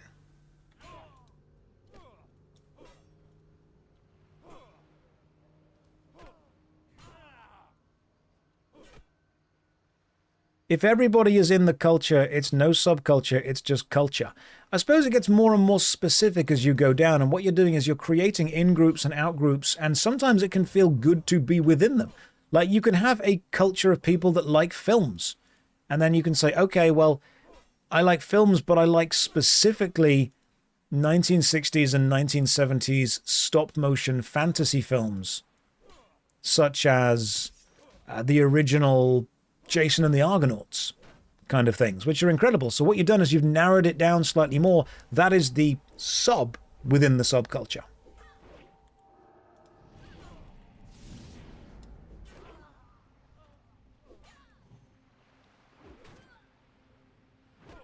Sinbad was a good one. I always liked Jason and the Argonauts and the original Clash of the Titans. Big fan of those films. You're a real Star Wars fan. Name all the stars. Oh, you love your mum? Name all her albums.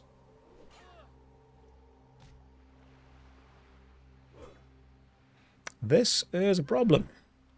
What do I have that can solve it? I have that up again, and then I have that. There we go. Oh, the Skeletons of Teeth was amazing. Such a cool thing.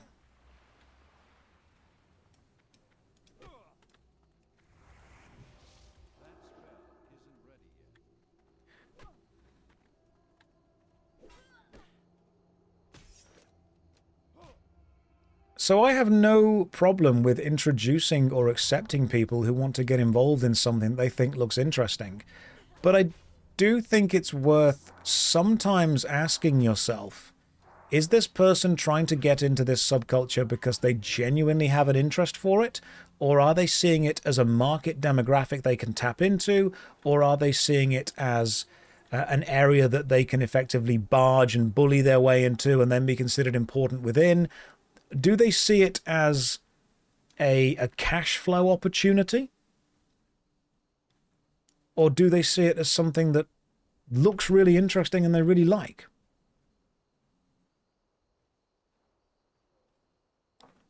And that does happen.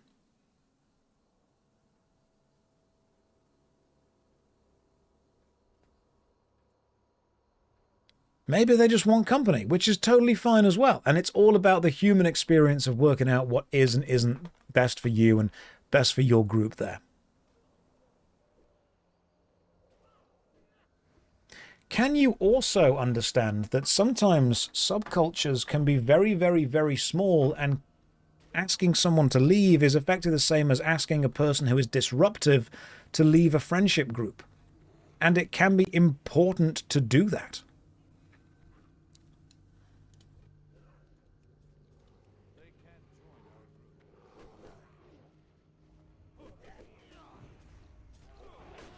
If somebody is disrupting your friendship group, if somebody is disrupting your gaming time, it might be worth you effectively kicking them out of the group. How many of you have ever had a group of friends, whether you play Dungeons and Dragons, whether you play board games, whether you play video games, whether you play, go and do LARP, whether you do anything, and someone has joined it that has ruined the group? I've had that. I've had it when people have got involved and it has killed the group. Groups are dynamic. They're not tied by a contract. No, I completely agree. But let's say you have a group of 4 or 5 friends and somebody else wants to join that group, friend of a friend, and they just don't fit the vibe. They can be asked to leave.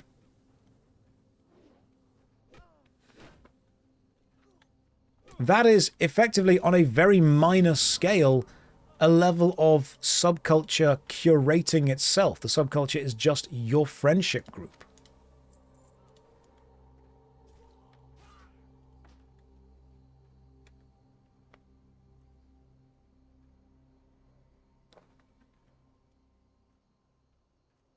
I mean, this stream itself is a subculture. If someone came into the stream and started spreading a load of hate and a load of aggression and a load of incredibly inappropriate general behavior, I would remove them. That is me curating the subculture that we are involved in. You can do the same by adding people to a block list. When you started DMing, one of the players inviting everyone they know. Yeah, they invited too many people. Stop, because they weren't even inviting people who wanted to play. They just wanted more people. I've seen that happen.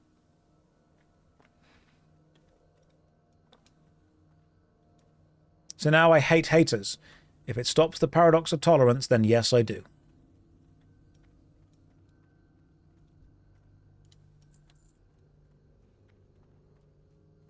How many other pirates do I still need to kill? I've killed... Okay, dock workers need to die.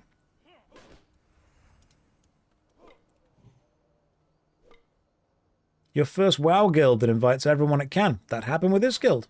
And then people left, and now we have 562 people out of 1,000. Smaller groups can work better. And subcultures grow out of smaller groups.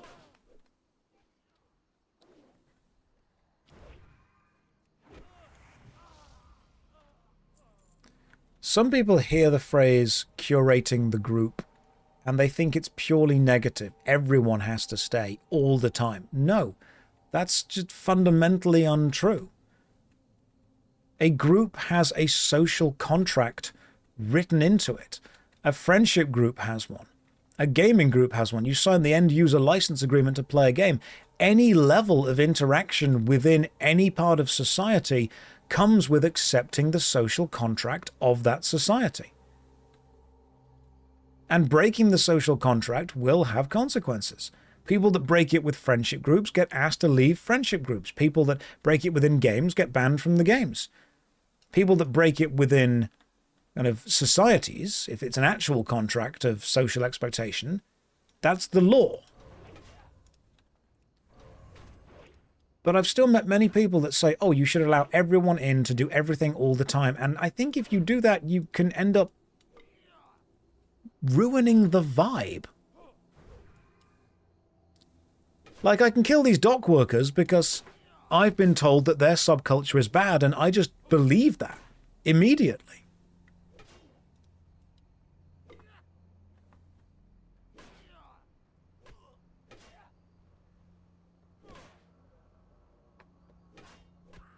Yeah, these guys are pirates, and piracy is bad. An advert on a DVD that I pirated told me that.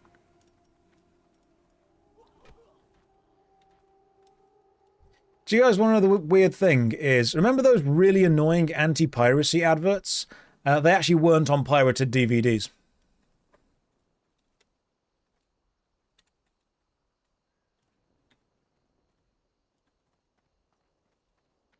Every dock worker is a pirate. Well, I mean, you're going to get a couple of innocent people caught up within the purge, but that's just the price you pay for a purge.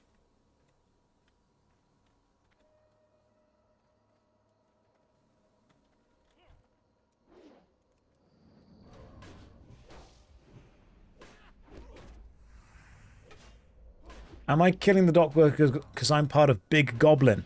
What I do in my free time and my nickname are up to me.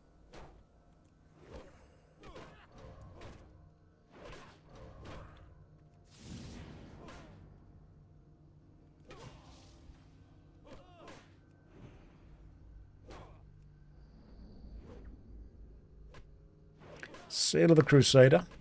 Judge. Seal of Righteousness. Attack.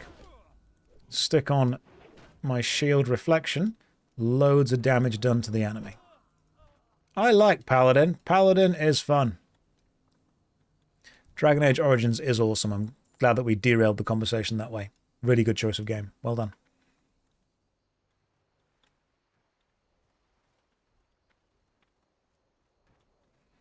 The Paladin class fantasy makes me happy. I'm enjoying this. Although, it is nearly 10 o'clock, so I have to go to bed. It is past my bedtime. Where have you all come from? Right, this is not going to go well. Good luck me. Right, I am out of that, but Lay on Hands has still got 11 minutes remaining. Divine Shield costs 75 mana. What I need to do is get on my... Ironically, I've not got enough mana to put my... There we go. To put on my mana drain seal. And if I get enough mana, which was how much? 75? Alright, 75 mana. Just remain over that for Divine Shield at all times. I used a potion. We're all good, don't you worry. Just stay over 75 mana and we'll be good. Adding Crusader Strike was a massive moment for the Paladin. It was! We're staying over 75, which is good. I'm going to hopefully kill you in a moment. There we go. Right. You are an issue.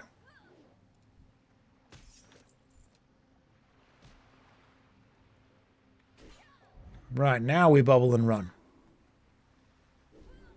I'll run this way and just hope that you can't chase me into the sea.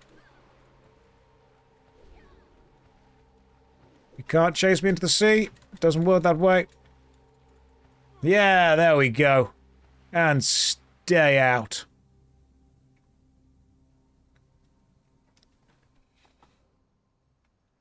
They did chase me a long way, though. That's true. They really did. You know, kudos for that. Thankfully, I can use the power of Jesus to heal myself. Outplayed.